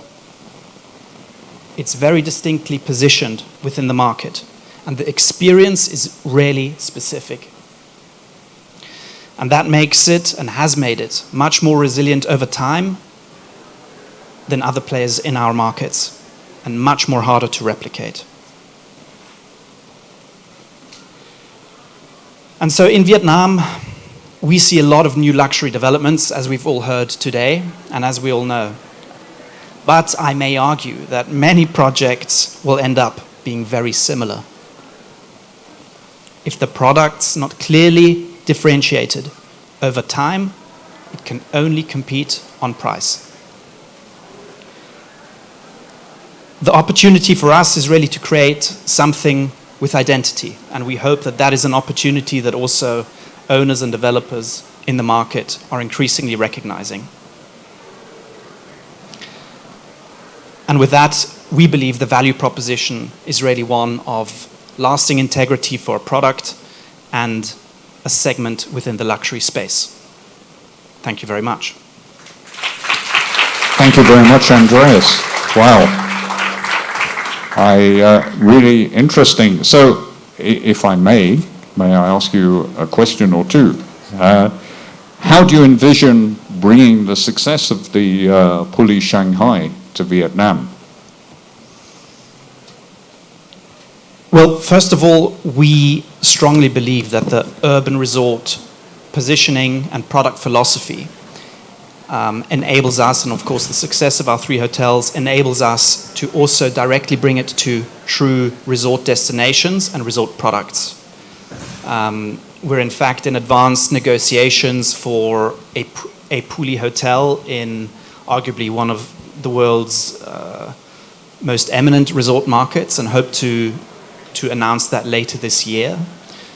And I think in addition to that, we are of course building relationships with the eminent owners and developers here in Vietnam, and hope to combine, if of relevance, with a branded residential component, hotels in Hanoi, Ho Chi Minh City, and other urban destinations, supported by one or the other outstanding resort. Thank you. And I think it is, many people talk about luxury, many hotel groups talk about luxury, but all the points you've mentioned there are really that definition, first of all, from an owner perspective, and you made that very good point about the owner's vision, but also from a customer perspective. So please, Andreas is here. I'm sure he will welcome any questions or potential leads as well. But Andreas, good luck and thank you. What a beautiful video and presentation. Thank you very much. Thank you. Now, we're taking on that flow. We don't just sort of throw this together without thinking. We are going to move on to design. And this is the last panel before the social part of the event starts. So no pressure. Ms. Mai Lee, Regional Team Lead of UNIOS, is going to lead a panel on experiential hospitality in Vietnam. Ms. Mai, it's a great pleasure to welcome you to the stage. I hope that's working. Thank you very much, and I would like to welcome on the stage my amazing panelists, Ms. Lan Phương Nguyễn from MLP Design, Ms. Naomi Thủy Nguyễn from YC, Interior Architect Consultant, Mr. Carl Almeida from Managing Partner from P49 Design Associates, anh Mạnh Nguyễn from VI Design Studios, Mohammed Adibs from Tuan Architect and Engineers, and Kurt Ellis from Chancellor. Okay, guys, please welcome on board. Can have a big of applause, Thank you very much, please.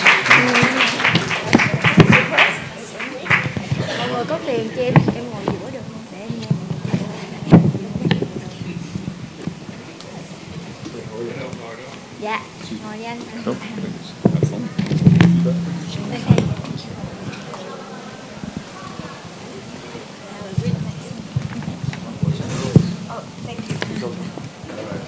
Listen, guys. Okay. We should have a good mix, right? Okay, let's do this. All right. What a great panel. So please. All right. Good evening, everyone. I guess it's evening already. Sure. Yeah, and thank you for being here with us today.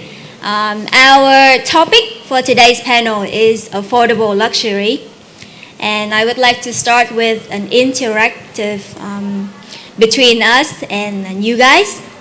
So when we talked about luxury, the question is, when we talk about luxury, what is the first thing that often comes to your mind?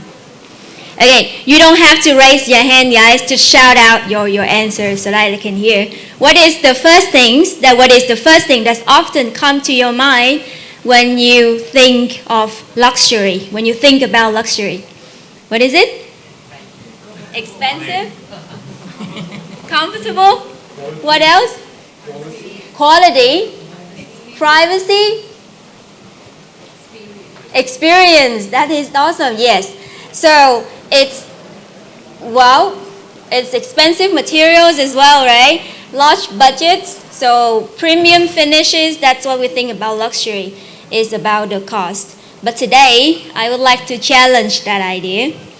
And because in reality, some of the most memorable experience, someone has mentioned experience, some of the most memorable experience that we have are necessarily not the most expensive one. And there are one that is thoughtfully designed, intentionally crafted, emotionally engaging, right? That is the definition of luxury. And actually, there's a Japanese philosophy that I always carry with me whenever I go. You might have heard of that already. It's Ichigo Ichi. Have you heard about that? Have you heard about that phrase? In Vietnamese, we say nhất kỳ nhất hội. Or in English, is once in a lifetime experience. It reminds us that the most unique moment that you have experienced might not happen exactly the same way again. So in many ways, that I think is what hospitality is about. In every space we design, in every experience we create for our guests, is an opportunity to deliver a moment that feels truly special. And we have such a great mix of speakers today. We have anh Nguyễn Hoàng Mạnh, founders and CEO from Mia Design Studios. We have Miss Mohammed, I'm sorry. We have Mr. I know, right? I'm sorry. Mr. Mohammed Adams, Chief Design Officer, CDO of Tuan Architects and Engineering. We have right here Carl Almeida, Managing Partner of P49 Design and Associates. We have Miss Lan Phương from MLP Design. We have chị Naomi Thủy Nguyễn from YC Interior Architect Consultant. And we have Kurt Ellis, Director of Hospitality of Chancellor Architect. And myself, my name is Mai Lê. I'm the Managing Director of UNIOS Vietnam, an Australian lighting company. So before we start, can I please have a round of applause for our amazing panelists here? I really look forward to our conversation together. So firstly, let's take a step back of what we know about luxury, because we want to redefine the definition of luxury today in hospitality. And the first question that I have is for anh Mạnh from Mia Design Studio. Your work is very minimal and nature-driven. We actually have a chance to collaborate earlier this year on one of our latest experience center in District 1, a 130 years old building. And I think by adding a few simple modules to the space, you've breathed a new life into that space. It coexists beautifully. So tell us, how does less become more, in your opinion, and what is your definition of luxury? Thank you, Mai. Hello, everyone. My name is Man. I'm an architect. I've been studying with my master in Belgium, and then back I've been travel a lot in Southeast Asia, especially for hospitality world at Bali, and then somehow I end up with lately Japan, where is as an architect travel and learning that is exciting me the most. So come back to wherever I go and I see, discover, and I see very interesting, like how as an architect, when you design such something like you see how the project related to the context, and where I feel very obvious in Ho Chi Minh City in particular about the city of low rise, high density. So we see a lot of lack of open spaces. And then at the same time, some project I designed, I see a lot of castle all surrounding my project. So very tiny, small windows, gold and colonial period and so on. And I'm sure it's a lot of money to cost to build. And then for interior, I see also luxury in their opinion. It's buy a lot of expensive stuff to maybe like Philip Stark just said. Sometimes not for themselves, but for show. And I see there is still a lot of more value in terms of luxury or affordable, how could you call it? It's in terms of how to keep the balance between living space and to bring the real quality of life of the living space without any adding more stuff in the house or maybe less stuff in the house, even more value. Then you celebrate all the natural material, natural space. So then we need to work with proportion mainly in our studio and introduce inside out, outside in material the same. This already a lot, and to eliminate certain things you don't need to. So that's what we call luxury. Wow, that's an awesome insight. Thank you, Anman. And since you have already mentioned that emotional experience, right? I would like to turn the table to Kurt. Since you are the Director of Hospitality of Chancellor, you must have crafted hundreds, even thousands of guest experience. So tell me, in hospitality, what makes an experience feel premium beyond the physical design? Thanks. Great. Yes, thank you for the introduction. Great. Here's, I think when we use the term affordable luxury, I think let's split the words apart for a second and then talk about the luxury. Part of how just my training and my perspective, and it's a part of what we also share in Gensler, is looking at the person's experience in space. But if I go to environmental psychology, which is a part of my training, environmental psychology is pretty well defined how people perceive space and how meaning is then attached to those experiences through perception. Andreas, I don't know if he's still here, but his presentation, PULI, is actually one of my favorite hotels in the world. I lived in Shanghai for 5 years. I think his comment about some things can pass quickly.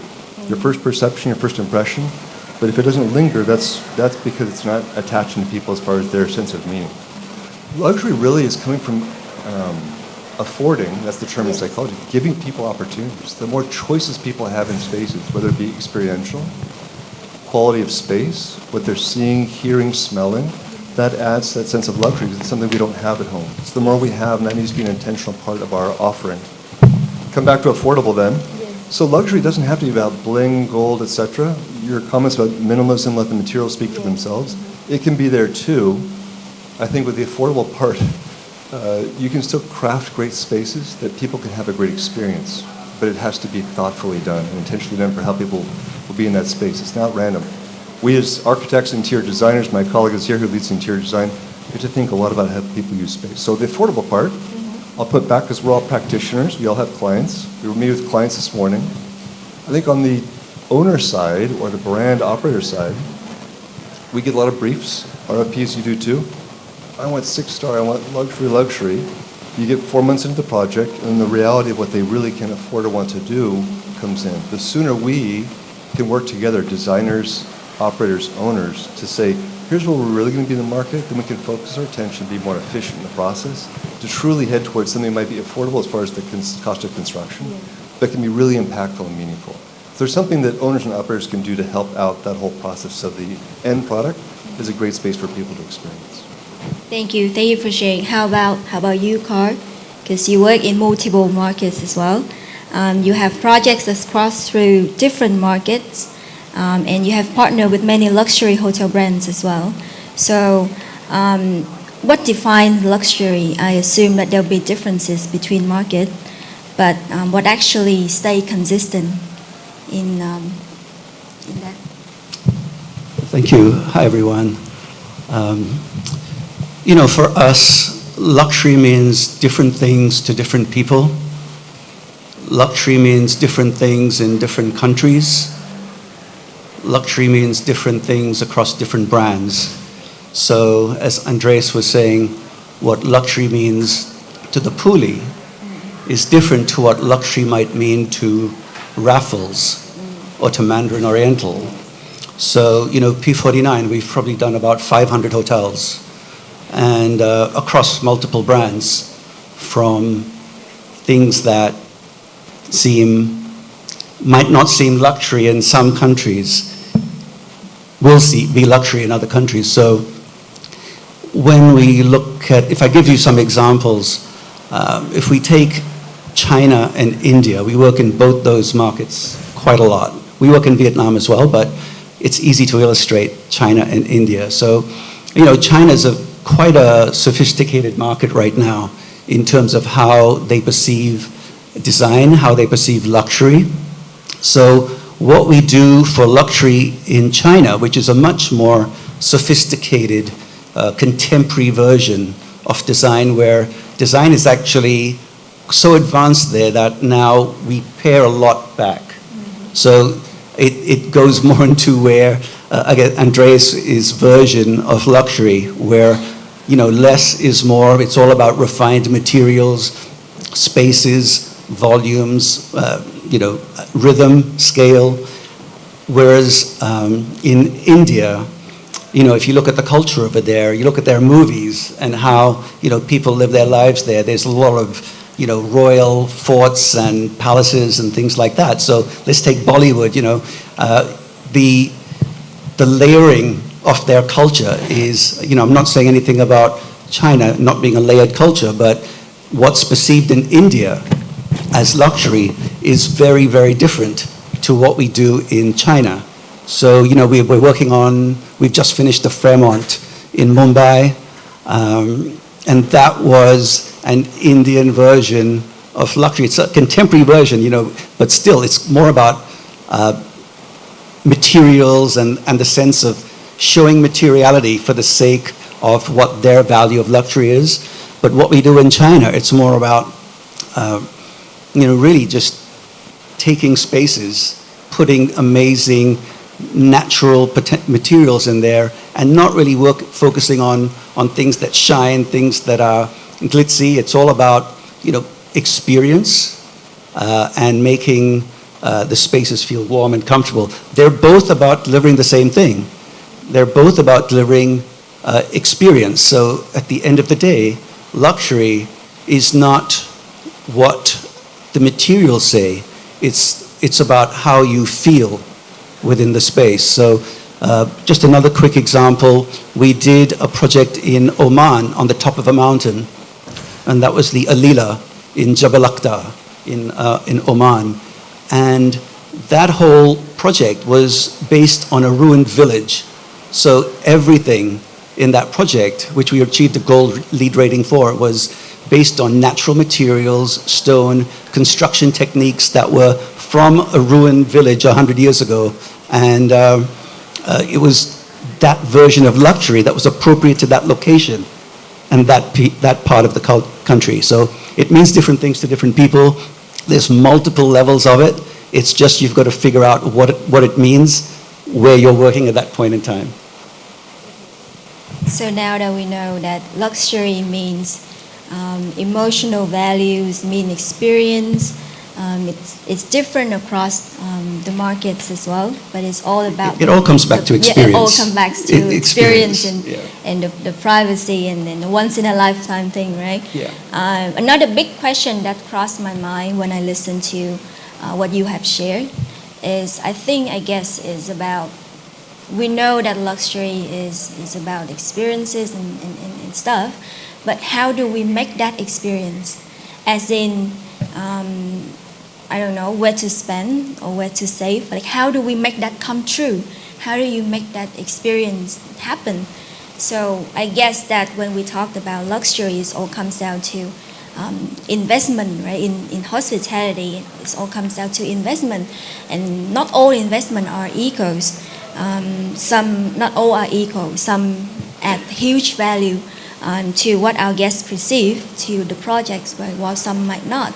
So I think the second part of this topic, I would like to ask chị Lan Phương, since you have founded LMP Design, and that's focusing on hospitality. I actually have been to one of your projects in Vũng Tàu. Thank you. It's CRAFTSMANSHIP. Yes. Yeah, I'm sorry, my pronunciation is terrible. But from an architectural perspective, where do you think your clients usually overspend without actually adding like value, like the ROI? Hi everyone. The client tend to overspend on what immediately is visible about materials, finishes, and decorating layers. But why underestimating what is structural, impactful? A plate can be very fancy, but it still not feel luxurious. We've seen some projects, the client try to invest very heavy premium materials. For example, light import maple in luxury decoration. But you know, the space cannot deliver the sense of luxuries the customer is expecting. Of course, for me, the materials is very important, but they only to become meaningful if they are supported by spatial thinking. So, for me, luxury is not only is about materials, it's about experience. So, we see the most powerful elements are invisible. For example, proportion, lighting, and how is the space unfold the emotion, emotionally. Because at the end, the pupil will not remember what they see first. The experience will stay with the client, with the pupil. Yes. Thank you, chị Phương. And I do recall from our conversation earlier, you've said something that I still remember now, that material shapes the first impression, but it's actually the experience that stay with our guests, yes. Right? But I'm going to follow up with a question, if you don't mind. Is okay. So, what would you cut first? If, let's say, the budget is very tight, what would you cut first? That's always happens when we design. If the budget to become tight, I don't start by what to cut. I will start what will define the experience. So, of course, as I just talked, material is very important, but proportion, lighting, and how the space make experience. So I will remove anything that to compete with us. I will remove some, very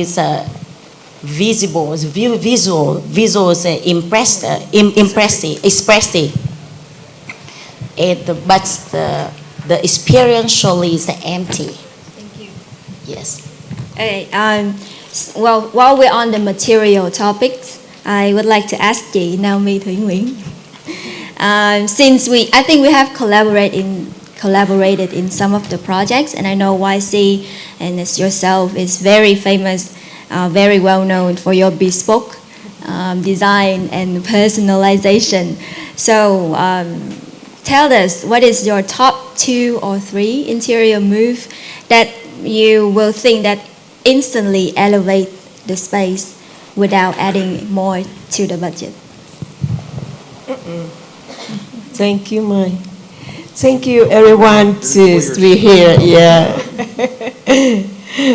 that is very, very good questions and very also sensitive concerning about the budget. Show us your secret recipe. For example, before start we talk together, I will. If you answer to me, this building today you sit here, do you ask MTE how I can assess but increase budget without no budget? No one can answer to me, right? So without increased budget, I think that's very fantastic between 2 parties. For me, 2 parties, you have 2 words. One, investor, and 1, service. Investor, you have to do. Service, I have to make, right? So, for me, 2 points. Why you add 2 points? Why not number 5? Okay. I think 2 points. That is. Do we have 2 hours? Yeah, 2. Yeah. Okay, we talk 2 parties for 2 points. Everyone, as mine or Jun or you, we talk about the ghosting, we talk about how to limit it budget, we talk about how the luxury. But I think the most important thing at the first face to face, people never tell the truth. Not honesty. That's the first point. Because if you are beside, it's like the client investor, you have to tell the truth. What you want, what you demand, what your dream, how many budget you have. And then beside the architect or interior design, we are creative. As much we have to know exactly authentic mind you want. Because sometimes, I tell you, sometimes he may be ashamed. He not tell the truth. Because when he tell the truth, he feel he to be lost the face. So when we don't know the truth, how we can solve the problem? Right? And the second thing, when you ask so many things, do a lot of demand, but you ask the people how to limit it. You have to tell the truth again. When you modest budget, design modest. That means a little budget. Okay, ask a little design only. Very simple. You cannot say, and then cut cost at the beginning. So we cannot waste the time, both parties together. We have to trade forward anything. That's the first point, and a lot of us to make this trap with the investor. Even investor, they say, okay, I agree with you, you can do whatever you want, you can drive a luxury or everything, etc. what you want. I will love you. And then he pushed the third party, go with us as how can I can cut the budget? Waste your time. You know, that's first point. And the second point, and how to cut the budget, must be, I think with my experience, understand about culture, local culture, understand about the local identify, and respect your personality value. Respect your value you have.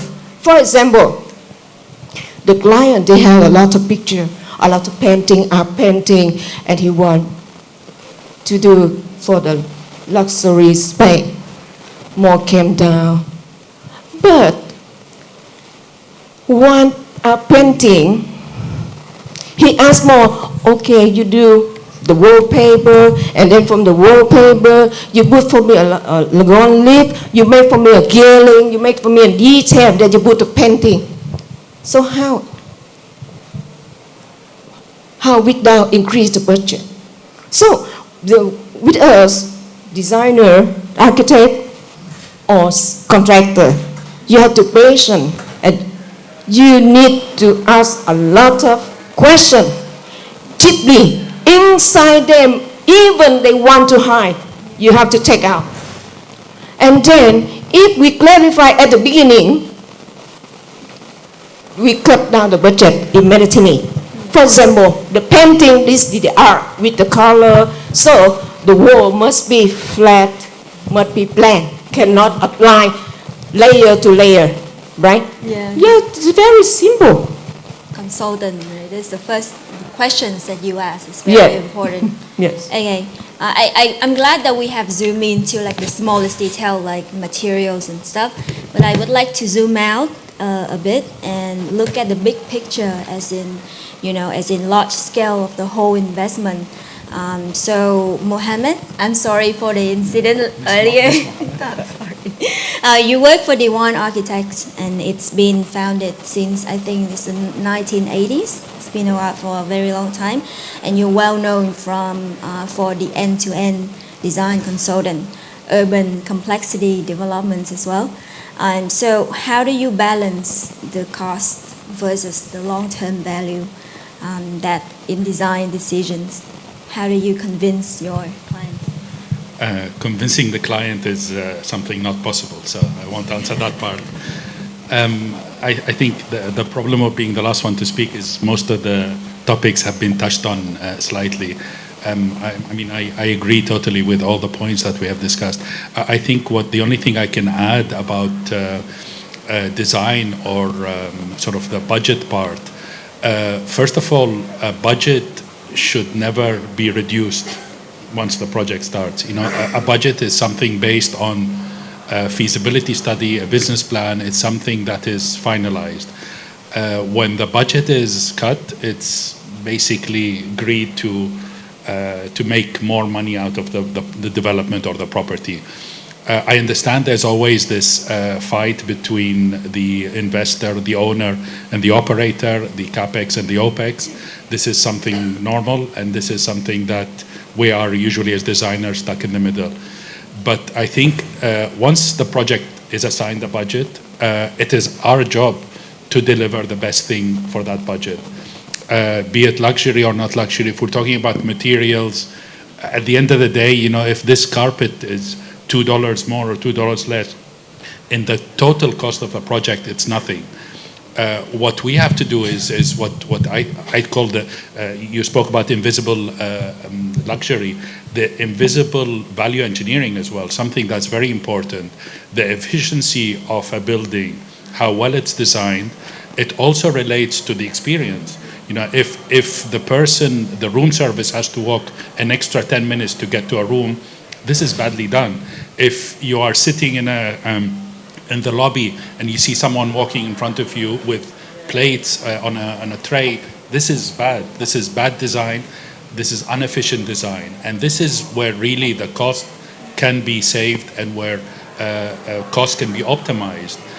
If you give me a budget and I can reduce the back of house from being 40% to 30% of the project, this 10% is a big chunk that I can use. Excessive use of height, proportions, you're talking about something, the pure design, the proportion of a space. If a corridor can work as 2 meters instead of 220 because of the proportions of the design, then this is a huge, huge saving in a 60-story building like this, you know. So I think this is very, very important, how to optimize design, how to design efficiently, and how to let the experts design. You know, if you give me a budget, I will do, my job is to do the best for this budget. And this is very difficult for clients to understand. I hope none of my clients are here. They probably are in the room drinking next door. They just left. Ex-clients. Okay. Thank you, chị Phương, chị Naomi, and Mohammed for, I guess, what is the secret recipe in the industry, right? Now that we understand the budget challenge, and now we have addressed that, what stick on my mind is the how-to. I'm glad that you mentioned the how-to earlier. So I'm going to go back to what we have discussed earlier, chị Naomi, about materials, because I think materials is similar, the relationship between designer and material is similar to the chef with ingredients, right? So how do you use the materials and detailings to create that premium feeling of your projects, like the experience? Yeah. It's very interesting, Mike. Premium feeling for premium cost. But I ask you, if we have premium fee, it's not premium free. Premium feeling, premium cost. Yes, of course, we need premium fee. We can, you know, it's a premium feeling with premium cost. That is very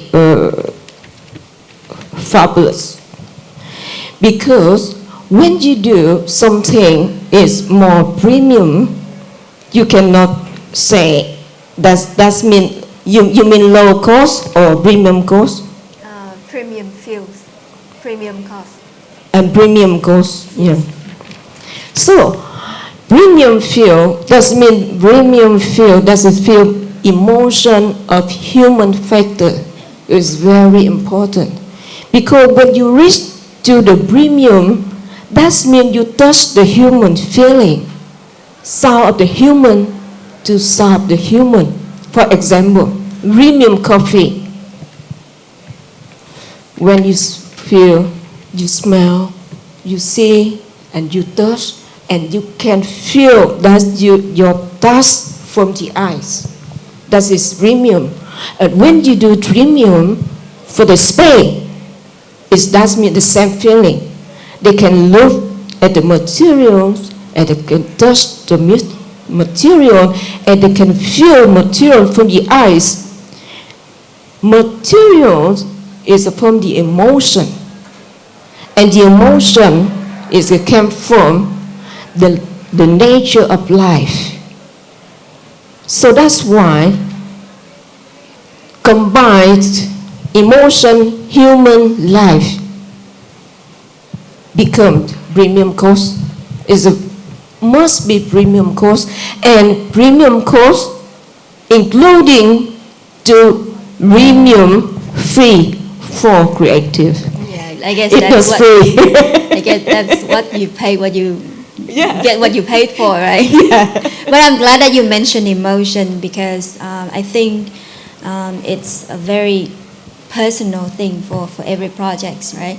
And Anh Nói, like I know you often work with nature, right? Light, shadows, natural elements. So how do you create that emotional value with, how do you play around with that elements that define your DNA of design? Wow. It's very simple. I start with the building volume, context, and proportion of the space. And it's very fundamental to start. Like, I used to given design solution to inside out. And sometimes, form doesn't make any sense to me without any function. So every architect say that, but I like to address more in the way that when design the space and then you bring the space alive by the experience of giving natural element into the living space instead of make your decoration and make it feel rich. And by doing so I try to talk a lot with the client before design work start.